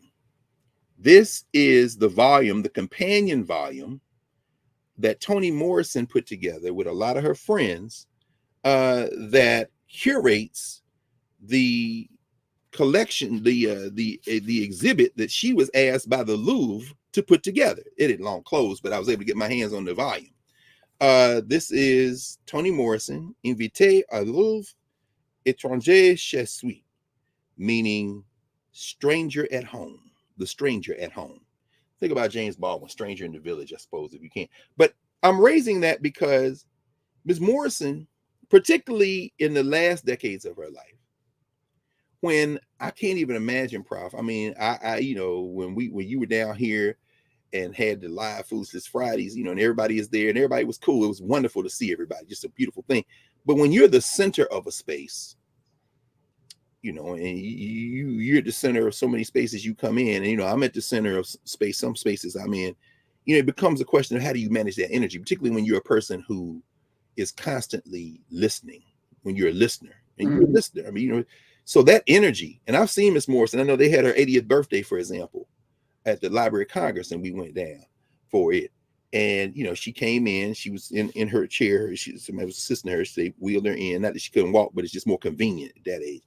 And, you know, she's there and everybody's there. Everybody's coming. And I'm just standing there looking at her and thinking, I can't even imagine what that would be like, particularly when you have spent your life deeply immersed in language. So every one of these people bringing this energy is a character you could make into a whole book.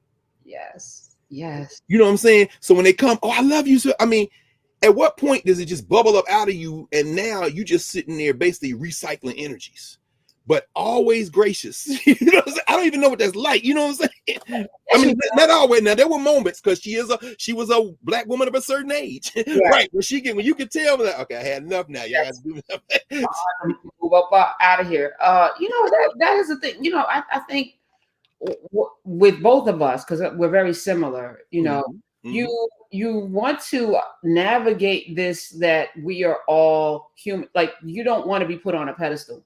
You don't want to be put in a position to like be othered, right? Because we're all coming at it from different, you know, you might be super brilliant. I think you're definitely a genius. That is your superpower. That, you know, I'm just saying, own that. But it doesn't make you better than anyone else. And I feel like once we get over that, like everybody, we all coming at different places, times, you know, whatever, but we're all human. no one's better than anyone else. So please don't put me on a pedestal. Don't put him, it's like we're figuring this out. Yeah, we may know some more things than some other people. I may read more. You definitely read more. All the books around, you read more than all of us. But you that's talk that's your and listen to more people than I do, and we all bring it together. That's what I'm saying. So Yeah. it's a circle. Yes. So Yes. yes, all of that. Yes. As you were talking, I was also thinking, and thank you, Yvette. Audre Lorde's birthday is today. Hunter College, of course. Oh wow, yeah, absolutely. And I haven't. And let me be honest, I have not fallen in love with Audre Lorde's work yet. So for me, it's not. But for some people, it's everything. For Kevin Powell, my birthday twin brother, who I absolutely love and respect, who's brought some people to the table, like Pastor Warren. And I'm grateful. Like I'm discovering new people through him and his work. Yes. He's everything. Bell Hooks is everything for him. But he's somebody that had to come to his humanity, after battling some of his demons, right? So he's been very public about that. That's right. So Audre Lorde and Bell Hooks is a salvation for him. But I know that these are important people who's also born on this day, which is wild that Toni Morrison and Audre Lorde are both born on February 18th. I don't know what that means, but I'm glad you raised that as well, because you kind of mentioned him a moment ago, and let's return to him for just a second, long enough for me to this is a book I found myself after I bought it. I was sitting out somewhere around here, and I started reading it, and I couldn't put it down. This is Jean Jarrett's new book. And by new, I believe maybe been about a year and a half. Let me see. No, not even 2022. It did come out last year. It's called Paul Lawrence Dunbar: The Life and Times of a Caged Bird. Jean Andrew Jarrett. Jean Jarrett is a professor of English at Princeton, and he's gone through all the archives on Dunbar. And Dunbar is a complicated case. It made me think of, when you mentioned Audre Lorde, it made me think of Dunbar. Dunbar is an alcoholic. What? Oh yeah, no question, stone cold.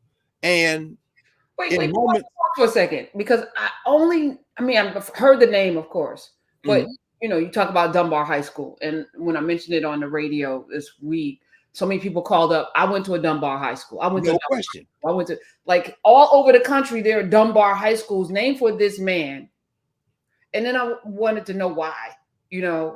And the Dunbar that you thought, he was born in Dayton, Ohio. Dayton. And Larry Crow Ohio. Yes. But why DC? Why did people put schools named after it? Why did they do that? Well, he moved to DC, lived in DC. He worked for the federal government, in one of those low roles, But Howard. Yeah, Howard is. Well, here's the thing about Dunbar. This is what I mean. When you mentioned Audre Lorde, it made me think about Dunbar, because when you read Warrior Poet, or you read even not her writings as much as the writings about her, Audre Lorde gets complicated too, in terms of abusive personal relationships, documented. This ain't gossip. And I'm saying that to say that when we think about how we receive each other in our full humanity, it becomes very complicated, because there's no defense for how Paul Dunbar dealt with his wife, Alice Dunbar Nelson, even before they were married. Jarrett is generous of ways, although he mentions the term rape. He puts it in the context of Dunbar writing to her in the wake of a kind of liquor-filled encounter, that he comes home drunk and then, impose himself on her. Did he not? But by reading his letters, it seems to be very clear that he did, because he's apologizing profusely, as people who are addicts might do when they have moments of clarity. But I'm saying all that to say, this man lived to be 34 years old. Tuberculosis took him out. His life was filled with pain. And as anytime we go to Dayton, of course, Larry Crow is going to take you by the Dunbar House, which is run by the National Park Service, and the brothers and sisters there. Again, my hat is always off to those black women and men, not just black women and men, of course, but to the rangers of the National Park Service, except when you clearing out stuff from McPherson Square. Now you need to leave them damn homeless people alone. That's the park police. It's not the rangers. The rangers I'm talking about on the sites. The sisters and brothers who manage Paul Lawrence Dunbar's house, which he bought for his mother. He's very close to his mother, where he died. You stand there in the parlor where he died from tuberculosis at 34 years old. His mother actually came to the rededication of the colored prep high school, M Street High School, when it was renamed Paul Lawrence Dunbar High School here in DC. Paul Lawrence Dunbar's mother came and spoke. He was very close to his mother. She's a black woman, but his wife, who he loved clearly, but also beat on. Beat her to almost to death. I'm reading. Like, Listen, what the now, hell? I'm telling you, this is the thing, Prof. This is where you get into the complicated nature of what we're talking about. This is very difficult, because then when you go behind the paradigm shattering, community grounded work of Audre Lorde, it becomes very complicated, you see. And then we ask ourselves, how do we receive each other in our full humanity? Where do we employ generosity? Where do we address the silences? Where do we fill in the gaps? And then how do we make our choices? Say again, I mean, it really is. It becomes challenging. And so, yeah, Dunbar. Those schools are named Dunbar, as I often tell my students at Howard. I've told them over the years. You know, there's a approved list of Negroes, and that list gets bigger or smaller or changes depending on the context we find ourselves in. I'm talking now about those of us in this global community who had the occasion to have been born in the United States, coming out of the Civil War during Reconstruction. And Paul Dunbar is born in 1872. So he's born 3 years before Carter Woodson is born. Paul Dunbar grew up in a small city. You know, that's where the Wright brothers are. In fact, the Wright brothers factory is not too far from where Dunbar is buried, in fact. I mean, right there in Dayton, Ohio. Larry walked you through that history chapter and verse like he was there. Again, one of our most brilliant historians, Larry Crow. But Dunbar is, by the time he reaches into the 1890s, this kind of broad public attention platform, for lack of a better term, which has to come for him, because we're not talking about internet, we're not talking about television or radio, we're talking about personal appearances as a poet. So it's coming out of the black institutions, but it's also coming out of his engagement with white people. He's platformed by white people too.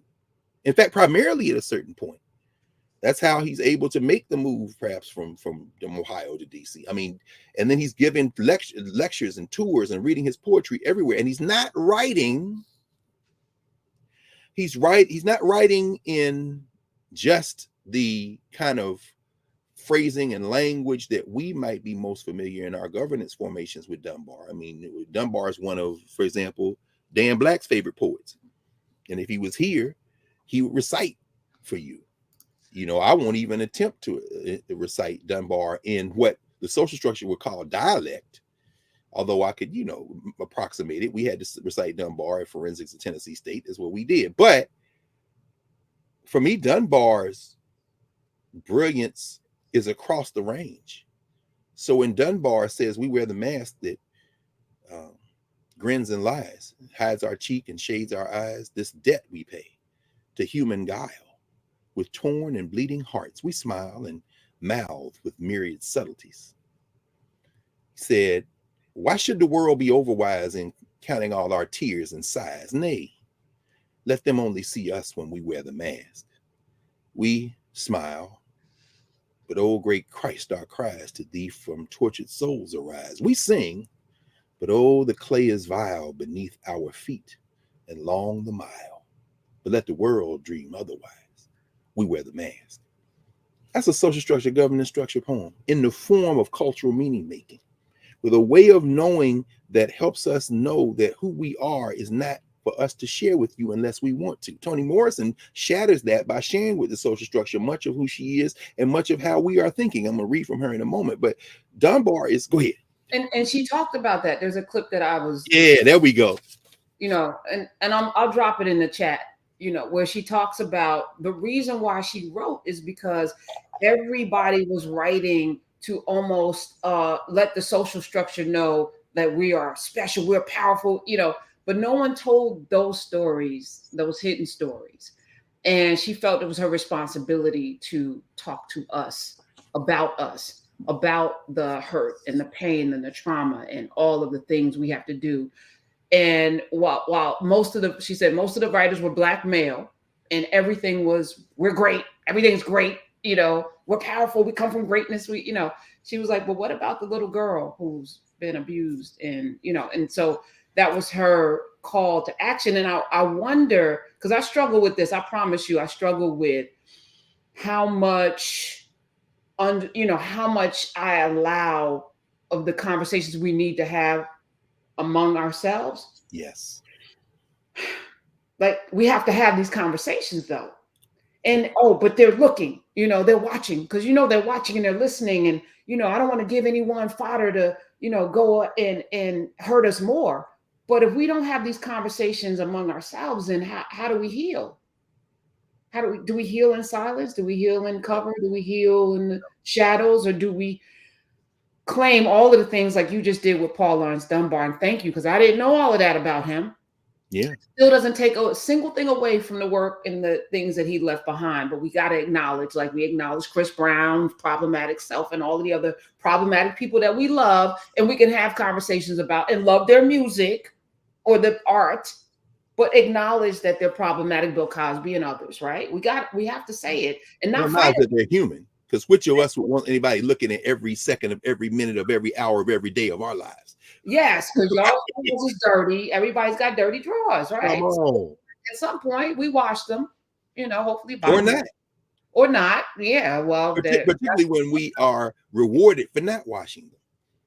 Let's talk about gangster rap. Let's talk about how the market decides to take pathology and make it the identity of our people. And then we somehow erase the fact that there was a time when Calvin Brodus would show up in public with black women on dog chains, walking them down the street. And now somehow he's become Uncle Snoop. That is unforgivable, except perhaps we need to have grace. But every time I see him, all I can hear is bees ain't S but hoes and tricks. And I'm like, and this is the guy standing up at the White House and y'all all dancing. Or when I see Barack Obama, I'm like, yeah. I seen her face when she busted in. I said, shit, it's a draft. Shut the door, bitch. Come on in. Nigga, what? All I can say when I see Jay-Z, I'm not just looking at philanthropy. I'm looking at how did you make that money, bro? When do we make choices, Professor Hunter? I mean, we got to have grace, right? Oh, do we? Now you just accuse us of walking around with dirty drawers and not cleaning them, like as a culture. No. I'm sorry. I shouldn't say dirty drawers. Agree with that, though. When do we wash our drawers? No, I shouldn't say dirty drawers. You don't need drawers. The drawers are just blocking what you didn't wash in the first place. In other words, wow. We walking around dirty. Now, see, now I can hear Cornell. I can hear Cornell West coming in here saying human beings are creatures of what do you call it? Featherless, furless creatures, two-legged creatures walking around who have an experience that came into the world born between feces and urine. He loves saying that. Basically, what he's saying is we all come into the space not as archetypes, but as flesh and blood. When we come out of our mother's womb, it is the grace of whatever sustains us, whether you believe in sacred science, faith, opinion, or fact. That's where we come. And Toni Morrison is sharing that. Now the question becomes, in a social structure that curates Black spectacle to maintain the hierarchy, what are the choices she's made? Frank Thomas made choices that improved the lives of some Black people and gave the hierarchy a way to maintain control. Because as they say in South Africa, all y'all South Africans know this, who are here, the running saying in South Africa is, they turned over the vote to Black people and they said, okay, y'all can run the government, you can wear the crown, but we're going to keep the jewels. Franklin Thomas is part of that.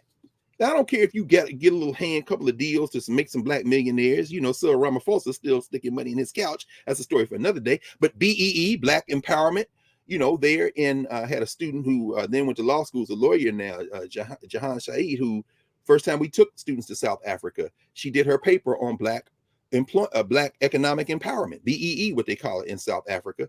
And this is based in some ways on affirmative action in the United States. You can create a small class of Black elites if you know that they are then going to identify more with maintaining the hierarchy than they are with their people. Rhetoric notwithstanding. That, of course, is Randall Robinson's critique of Frank Thomas's very good friend, Vernon Jordan. I mean, are you for the race? Yes. Are you for the millionaires too? Yes. And they both can happen at the same time. Well, this is where Derek Bell might inject what he would call the concept of interest convergence. He says, when you see Black people make progress in a racial hierarchy society like the United States, he says it's because the interests of Black people have converged with the interests of the white people in control, or the white people who can put their racism aside, even if only momentarily. In other words, your interest and my interest, I see converge now. The pufferfish in Florida. He attacked AP African American Studies. I'm gonna ban it.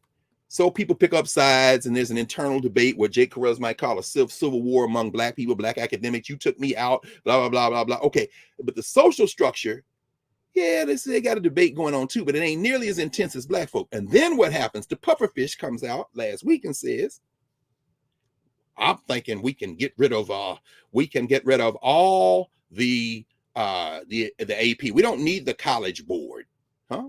No, because we have IB, International Baccalaureate. We have the Cambridge formation, which, they can assign advanced credit, and we have dual enrollment in the community colleges. So what we don't need to do is have necessarily the College Board. The College Board doesn't need to be the only purveyor of getting college credit for high school courses. Now, Derek Bell might be chuckling from the ancestral realm. This was called interest convergence. Now a bunch of people who were indifferent about African American studies, wait, you're going to get rid of AP European history? Wait, AP American, AP work? Oh, hell no. This guy's gone too far. Interest convergence. Now the question becomes for the black elites, at what point do you think you can inject yourself into a social structure and figure out how to, through maybe sheer force of genius, talent, hard work, persistence, some combination of all those things, as Franklin Thomas said, unplanned life, how can you influence that social structure and maybe open it up a little bit so that it says your interests and our interests, and by your, I don't mean you as an individual, I mean your people's interests and our interests converge, and now we can move forward. It is a calculation we all make, but very few of us are in this kind of white spaces, social structure spaces in the context of a racialized United States, because we know social structure is just a broad category, but in a racialized settler state like the United States, we're talking about the United States, what calculations, very few of us get to make the calculations of a Paul Dunbar in his generation, of a Toni Morrison in her generation, or anyone in this generation. Each generation produces individuals like that who are often seen in a racialized social structure as representative, whether they want to be or not. Again, remember Miss Morrison saying at one point, I didn't want to write about race, but this is society I find myself in, and can I come through race to my common humanity? August Wilson saying, I'm not writing for a black audience, but I am writing out of a black experience to whoever's going to receive it. James Baldwin, stranger, talk about Toni Morrison, stranger at home. Well, she puts the exhibit together, the Louvre, pairing the Egyptian and the African with the European. Okay, that's very nice. And I'm going to the Louvre. Meanwhile, somebody didn't eat tonight in Paris and they can't think about the Louvre because their stomach hurt. So, what are you doing in there? But James Baldwin, her friend, James Baldwin, goes to Sweden and writes A Stranger in the Village, goes to Paris, Notes of a Native Son. In other words, and people say he's one of the most brilliant, if not the most brilliant writer of the 20th century, and himself, there's a reason why. Baldwin scholars will tell you that some of James Baldwin's private papers and archives are embargoed for X number of years because, a human being, again, but grappling with race. But they're all writing about and with around race. But each generation is going to do it differently. There are Dunbar high schools around the country. And let me pause here. On the clock. Let me pause here to say that, and we've been saying this since we began Nubia and since we began in class. But when we began in class, we didn't have Nubia yet. But so now we have both with YouTube and the broader face and then in Nubia here. One of the great values of this is the archive. I mean that as much as anything else in this space that we're all in, this circle we're in. The places you went to school, it matters what name is on those buildings, what names you carry. We all carried names of pride. I claim Tennessee State. These are my people. And Tennessee is a Native American word, so at least I ain't got a white man's name on my chest like Oliver Otis Howard. But we claim those names. We put energy in those names. If you went to a school named for a black person, I don't care where it is in the world. We're in Nubia now, so we're global. Please, there should be some Walter Rodney schools in Guyana. There should be, maybe there are.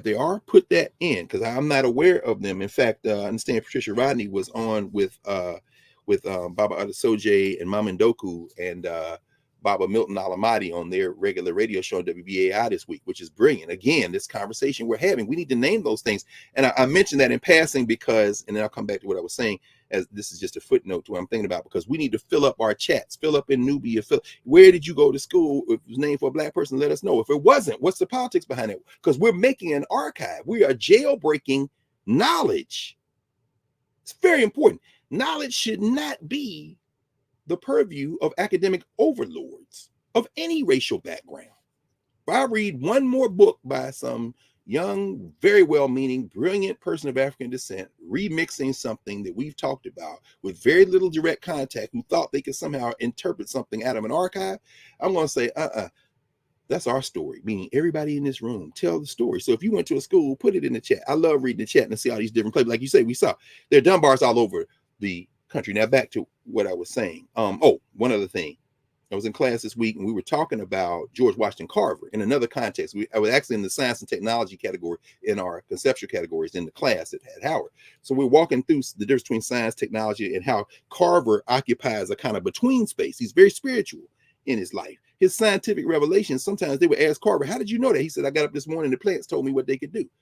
White people couldn't process that. But in terms of ways of knowing, it makes absolute sense, right? So we're talking, and I said, and George Carver was on that approved list. Paul Dunbar was on the list. You can name a school for Dunbar. George Carver was on that list. He's seen as non-threatening, really. Interestingly enough, Dunbar is seen as intellectual. He's an artist. And so he's seen as, you put Paul Lawrence Dunbar's name on a building because it's aspirational. This is the intellectual development. It's also coming along around the same times as the eugenics movement and Talented 10. So you're cultivating this higher class of Negroes. Paul Dunbar represents a higher class of poet. He got the black stuff, he got the white sounding stuff. I mean, it's kind of thing. Phyllis Wheatley was a name. There's still a Phyllis Wheatley school in Houston. Phyllis Wheatley, the poet, she's considered okay. Eventually, you'll see a Harriet Tubman or two, usually in the segregated schools. They didn't pass as muster as quickly as a Dunbar, as a Carver, as a Phyllis Wheatley.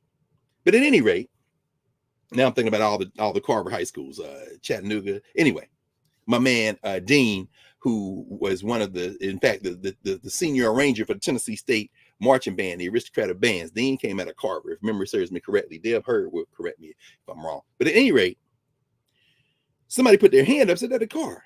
We had a George Washington Carver middle school, formerly junior high school, in Richmond, Virginia. But they recently changed the name. What did they change it to? Barack Obama. It's 100 million schools in Richmond, Virginia. I thought LeVar Stoney, when there a Negro mayor, I know he was helping Ralph Northam and them try to kneecap my friend Justin Fairfax. But anyway, there was a Negro mayor at mayor. They've had several Negro mayors. How in the hell y'all got? How many schools y'all got at Richmond? You pick one name for a black person and switch the name to Barack Obama. You pick George Carver and changed it to Barack Obama. Are there no white racists still? I'm sure there's still some Stonewall Jacksons and Robert E. Lees. But anyway, all right, that was the footnote. Back to the point. Ms. Morrison represents one of those people who gets in the room in the social structure. And she's not in the room because she lived with a dream of being in the room, but because of a kind of way that the society has had to open up and accommodate our presence. She's a safety valve, like it or not. She's not a safety valve because she want to be one, but when she's in the room, she's now, what am I going to do in this room? And she writes about that. She gives these talks. That's why I said, little books that she kind of put. This was one of her early book of essays, Playing in the Dark, Whiteness and the Literary Imagination. In fact, when I gave the talk in Paris, I based it on some of the things she was saying in here, because my position as a son of and in the genealogy of the African-centered scholars, many of whom apprenticed me, like a lot of people in this room, Kat Adams, so many others who are in here. It's our responsibility to look for the truth, and it's to look through it through lenses we've crafted as African people. Skip Gates says there's 42 million different ways to be black. And I would go so far and say, Professor Gates, no, that's not true. There are a couple of billion different ways to be black. But that doesn't displace the unity of Africana, which you put on display once they decided they're going to have an AP course in the wake of Breonna Taylor and George Floyd and them. And we was all out in the street, and then AP said, here's our chance. And Stephen got the class through. And then you show up to put yourself at the head of the line, because all of a sudden it ain't 42 million different ways to be black. It's one way to define blackness and narrate it through a curriculum, and you want to have a say. Well, guess what, bro? I'm not mad at you, because you too are a guy who's in that room. And you're trying to do what you think is best for us. And so I'm not going to debate or argue with you about your intent. I can't read your mind, but I know that in that space, some of what's being put down is in spite of you and not because of you. But Ms. Morrison Playing in the Dark is one of those places where she's talking about how whiteness tried to narrate our notion of blackness and what our responsibility is and what other people's responsibilities are. And then shortly before she made transition, she published this, The Origin of Others. Ta-Nehisi actually wrote the foreword to this. Coates, we actually picked this for our freshman seminar before they destroyed the class last year. This was one of the books that we had, and she couldn't come down by then. She was kind of advanced, couldn't get down. But we had our freshmen read this in College of Arts and Sciences. And then finally, The Source of Self-Regard, 2019, posthumously published, and several people in the chat said, I think Miguel, you said you read this. This is a fascinating book because it's really her speeches. A lot of her speech, not all of her speeches, of course, but many of them. It's broken down into 3 parts. Part 1, The Foreigner's Home. Part 2, Black Matters. Part 3, God's Language, beginning with James Baldwin's eulogy. Here's what Ms. Morrison writes in the title essay, The Source of Self-Regard. In other words, I'm going to put this in the context of, as we kind of begin to wind to a close here. Remember, this is February, Black History Month. Remember that we started the first Saturday saying we were going to use this AP course as an example of and as an occasion to revisit how we've thought about ourselves in curriculum. Beginning with the United States, but bringing in some other places too. In fact, there's a book called History Lessons. Can I see it over there? I've mentioned it several times before, where they look at curriculum in Africa, Caribbean, in the Caribbean, in Central America, other places, and how those curricula treat discussing the experience of African people in the United States. Fascinating. But at any rate, I said we would use these Saturdays to kind of use that as a frame. And I think that means we're just going to push to next Saturday in terms of some of the things I wanted to talk about today. But Ms. Morrison is occupying us, and I think it's very important. And thank you, Prof, for bringing her full into this space. The source of self-regard for Ms. Morrison, as she talks about that, what are the sources of how we know about ourselves as individuals, as communities, as society? Those sources shift through time and space. Paul Dunbar is born in the wake of the Civil War. He's born during Reconstruction. He comes of age in a moment when what Carter Woodson writes in the Miseducation of the Negro, the sequel to slavery, Jim and Jane Crow, as Pauli Murray might say, descend upon Africans in the United States. This is also the time of Dunbar's teenage years and early manhood, early adulthood, the period when the Europeans invade Africa full. Dunbar is just turning into a teenager when the Berlin Conference is held in Berlin. And Leopold and them decide, this is how we're going to negotiate with each other. Here are our spheres of influence. He is just reaching adulthood when the United States invades Cuba, the so-called Cuban Spanish-American War, and begins to descend upon Latin America in ways that are, just unspeakable in many ways. By the way, footnote, while we're here, CARICOM is meeting this weekend. The 44 nations that are affiliated with it. Lula da Silva was there, but also little Justin Trudeau was there. What the hell is Justin Trudeau doing there? Because Justin Trudeau announced this week that they're going to deploy the Canadian Navy to do intelligence and fact finding and surround Haiti. Why? Because Joe Biden can't figure out how to get to invade Haiti yet. He sent the sister down. She's in the room too. No doubt, well-meaning for African people. Linda Thompson-Greenfield, the UN ambassador, is in the room. We want to do what's best for Haiti. No, you want to do what's best for the United States. You're an agent of the United States. When you are in the room, how much of us can you really represent? But is it better for you to be in the room than somebody else? I don't know. Ask Colin Powell. He shook that chalk, and we was in Afghanistan for 20 years. He's at the UN. But anyway, back to the note I was saying. Ms. Morrison in that room asks, what are the source of self-regard?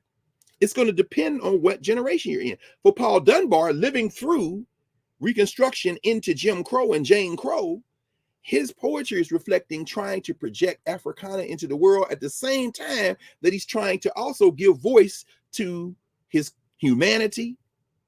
So knowing about his life is going to make his poetry hit different, as young people might say, when you reread Dunbar, if you didn't know that about Dunbar. At the same time, he is being elevated into an icon. At the same time, his brilliant wife is suffering and got her own formations, in fact, own relationships, own negotiated friendships, relationships. You read The Diary of Alice Dunbar Nelson. It's been published. It's a volume, The Diary of Alice Dunbar Nelson. She's in DC as well. When you think about this, the subsequent generation coming into the 1920s and 30s, that's going to be the generation that trains Toni Morrison when she comes to Howard in the 50s. That's going to be the generation of Sterling Brown. That's going to be the generation of Lorenzo Dow Turner. In fact, one of the books, as we're thinking about the, I always say this, the curriculum, the AP curriculum is not new. It doesn't claim to be new, those who know it well. Oh man, I thought I had a copy of that somewhere. Y'all know how I am. And I'm looking at the clock. I don't want to go on too much longer. Oh, that's too bad. I was looking at that book a minute ago. Well, I say a minute, but it's not a minute now. Oh, that's too bad. That's too bad, because I would have loved to have quoted from this book. It's a book. It's a collection of essays and what did I do with Tia Cromwell? Okay, I tell y'all what. Y'all better tell y'all friends next week, because next week we can really rip the frame out of it. There's a book that was published, I think, 1931. Atilia Cromwell, Lorenzo Dow Turner, and Eva Marie Dykes. Readings for Negro Authors. I was going to read to y'all part of a speech that Carter Woodson gave in Baltimore, February 10th, 1926, right after he launched Negro History Week, followed by a speech from Allison Davis, who went to Dunbar High School in D.C. Save it for next week, because I'm launching the PhD series, and Eva Dykes is in it. So, oh, good, excellent, perfect. Then we'll do that, because Dykes helped curate. They were all teaching at Howard at the time, okay. Believe it or not. Actually, that's not true. Dykes might have been at minor teacher college, but I'll tell you why I was going to quote Allison Davis, Dr. Davis. Davis makes this observation. He says every generation has to really extract meaning out of the circumstances it finds itself in, and then he says something that's incredibly striking. He says, when we look back 100 years from now, you're probably going to see that this country will have moved to a communistic standpoint, a communistic form of society, because the society we live in is unsustainable. He's critiquing capitalism in the 1930s. There's a black man in a book of readings and speeches, giving a speech that's included in a book for black school children at segregated institutions. The AP course now, the black critics of, not just black critics, but the critics who are saying you took out Black Lives Matter, you took out queer theory, you took out the social progress stuff. AP, when you read the beginning of the curriculum, says, we're basing this on sources so that we don't get involved necessarily in the politics. I'll give you the direct quote in a minute, but it's okay. And I'm saying the politics are always present. You've got Allison Davis saying that in the 1930s. He said in 100 years, and we ain't that far from 100 years, this is going to be maybe a more communalistic society. Communistic is the word he uses. Now, a book I do have right here, remember, I've mentioned this a couple of times, The Negro 2 in American History, Merle Epps. Merle Epps says some very interesting things about, he says this about black people. Now, he got some kind of off things about it. Merle Epps, by the way, was on the faculty at Tennessee State for many years. He self-published this book. This is the National Publication Company, a black published book. There are several volumes of this textbook. This is the issue. This is the volume from 1949.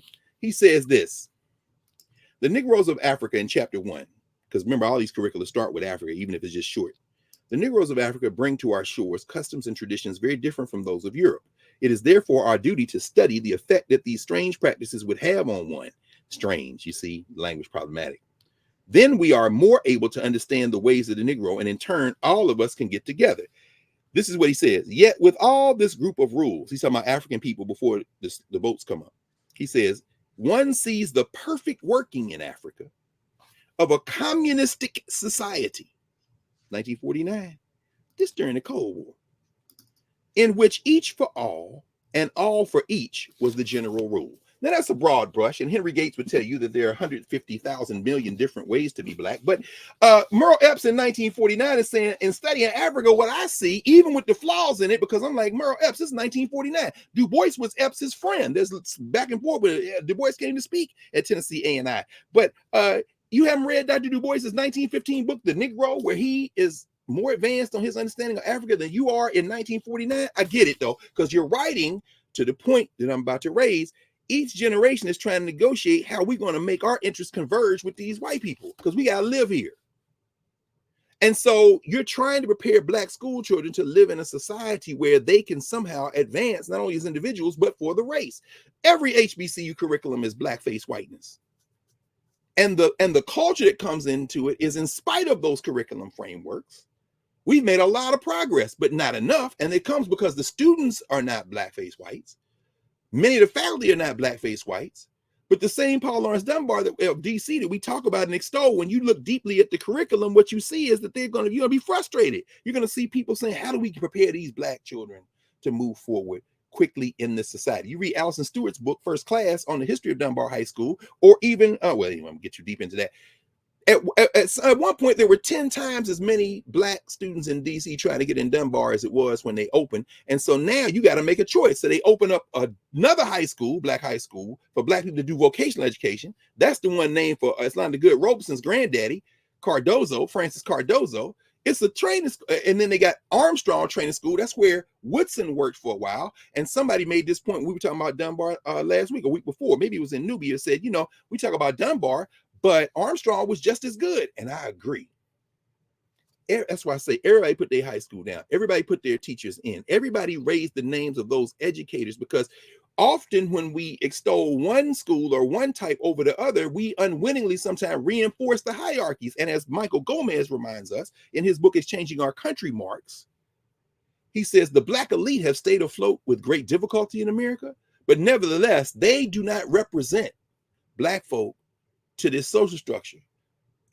So when Henry Gates get arrested in his house, it's not because he's Henry Gates' Harvard professor. It's because he's Henry Gates' N-word, not distinguishable from Mumia Abu-Jamal, who reminds him from behind bars that, bruh, I don't know how many millions of Black people ways of being Black is the same, but to that dude over there, as Q-Tip said, shout out Trugoy the Dove, made transition from De La Soul last week. Remember in Me, Myself, and I, when he said, Q-Tip said, Black is Black. In other words, I know you got 42 different million ways, but it's one way to die. Choose it.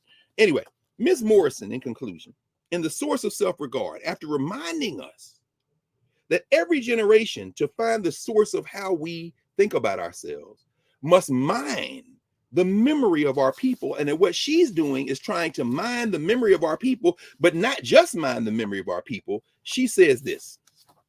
And by the way, this is in the section called God's Language, and it's followed by a brilliant small speech given called Rememory, where she talks about the technique for doing that. But let me read what Ms. Morrison said.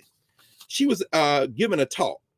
By the way, this speech, she's contrasting Beloved, which we talked about becomes a kind of a turning point for her, with Jazz, a subsequent novel.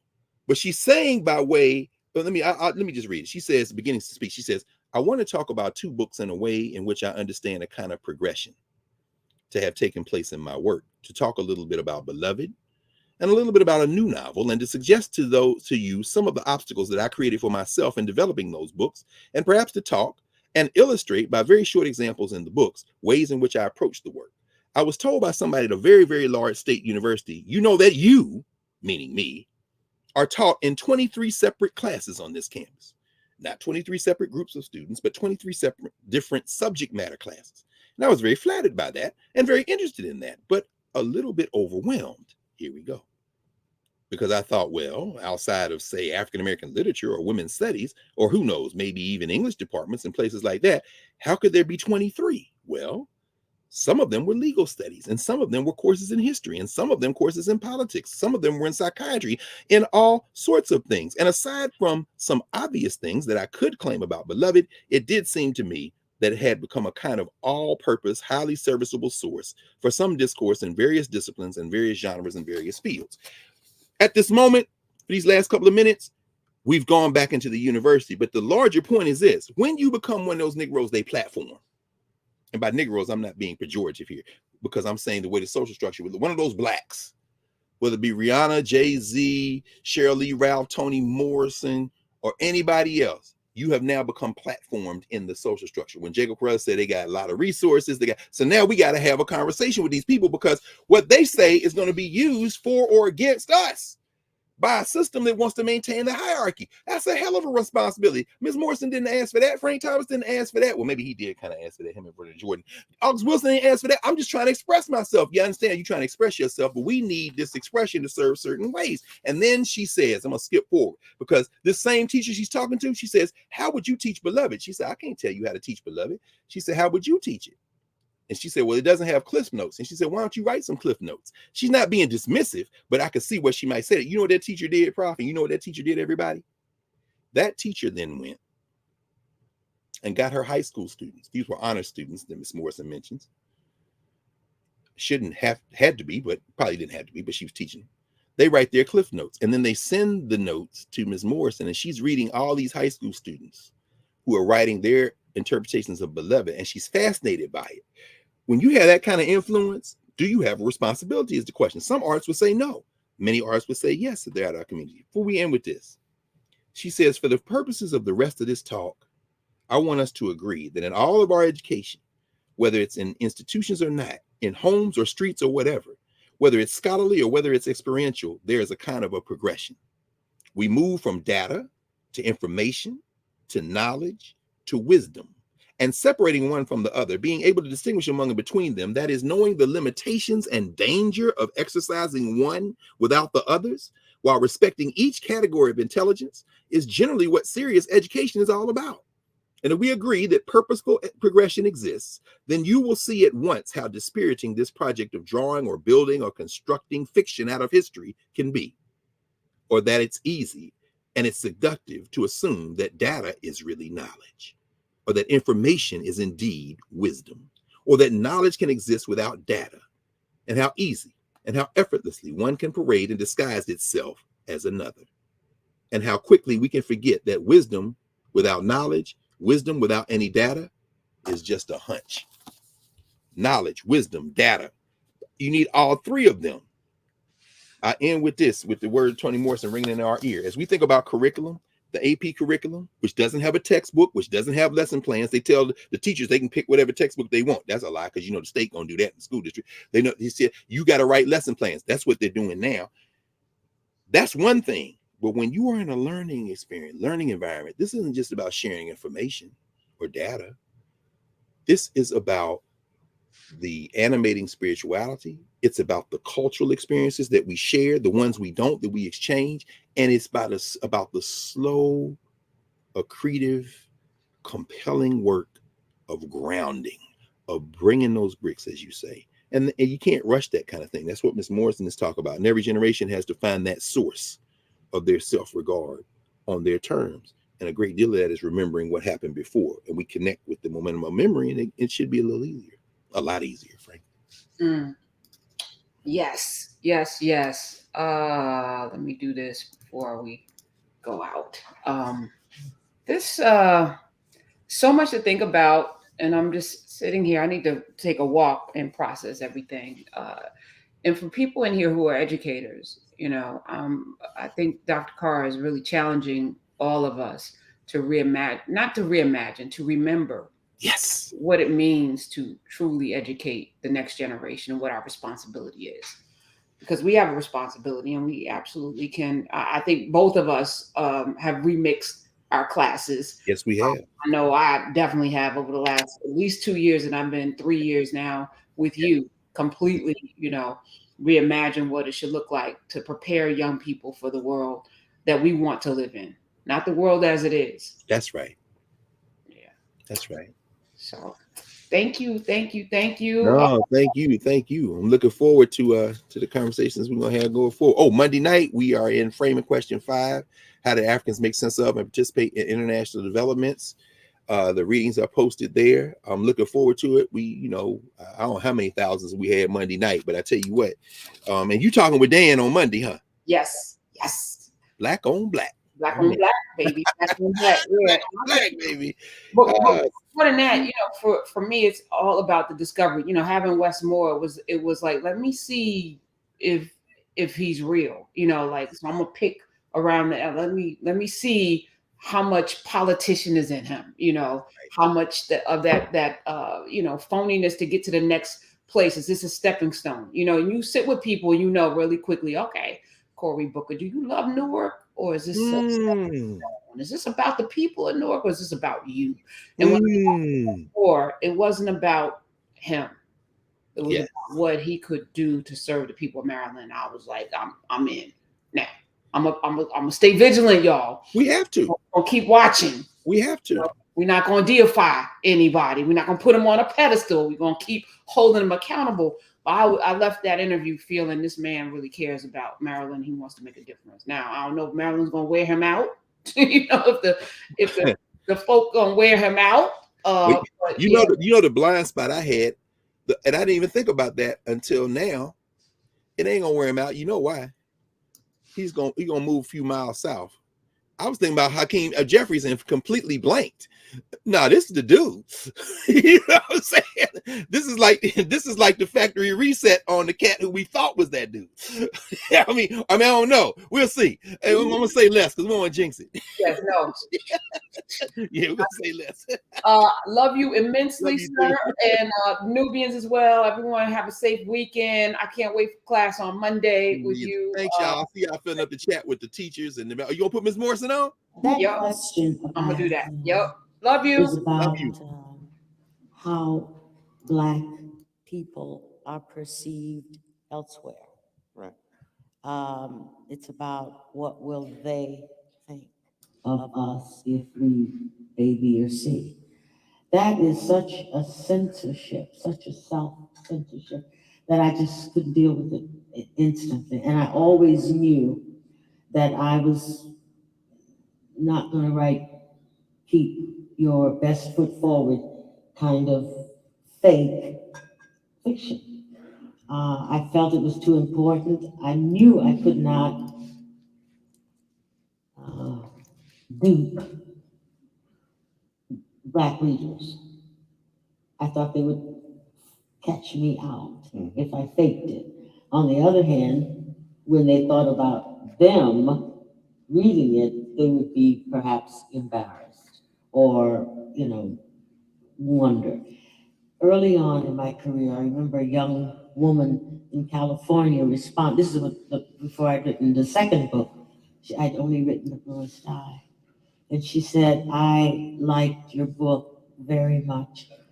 And I really love you for writing it. And I also really hate you for writing it because I didn't want them to know. So it was like a public relations effort, and always being sort of under the white gaze.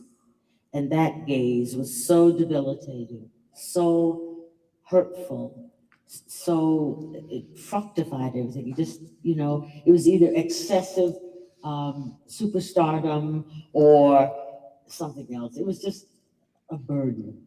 So I determined to write outside that gaze, and that there would be no,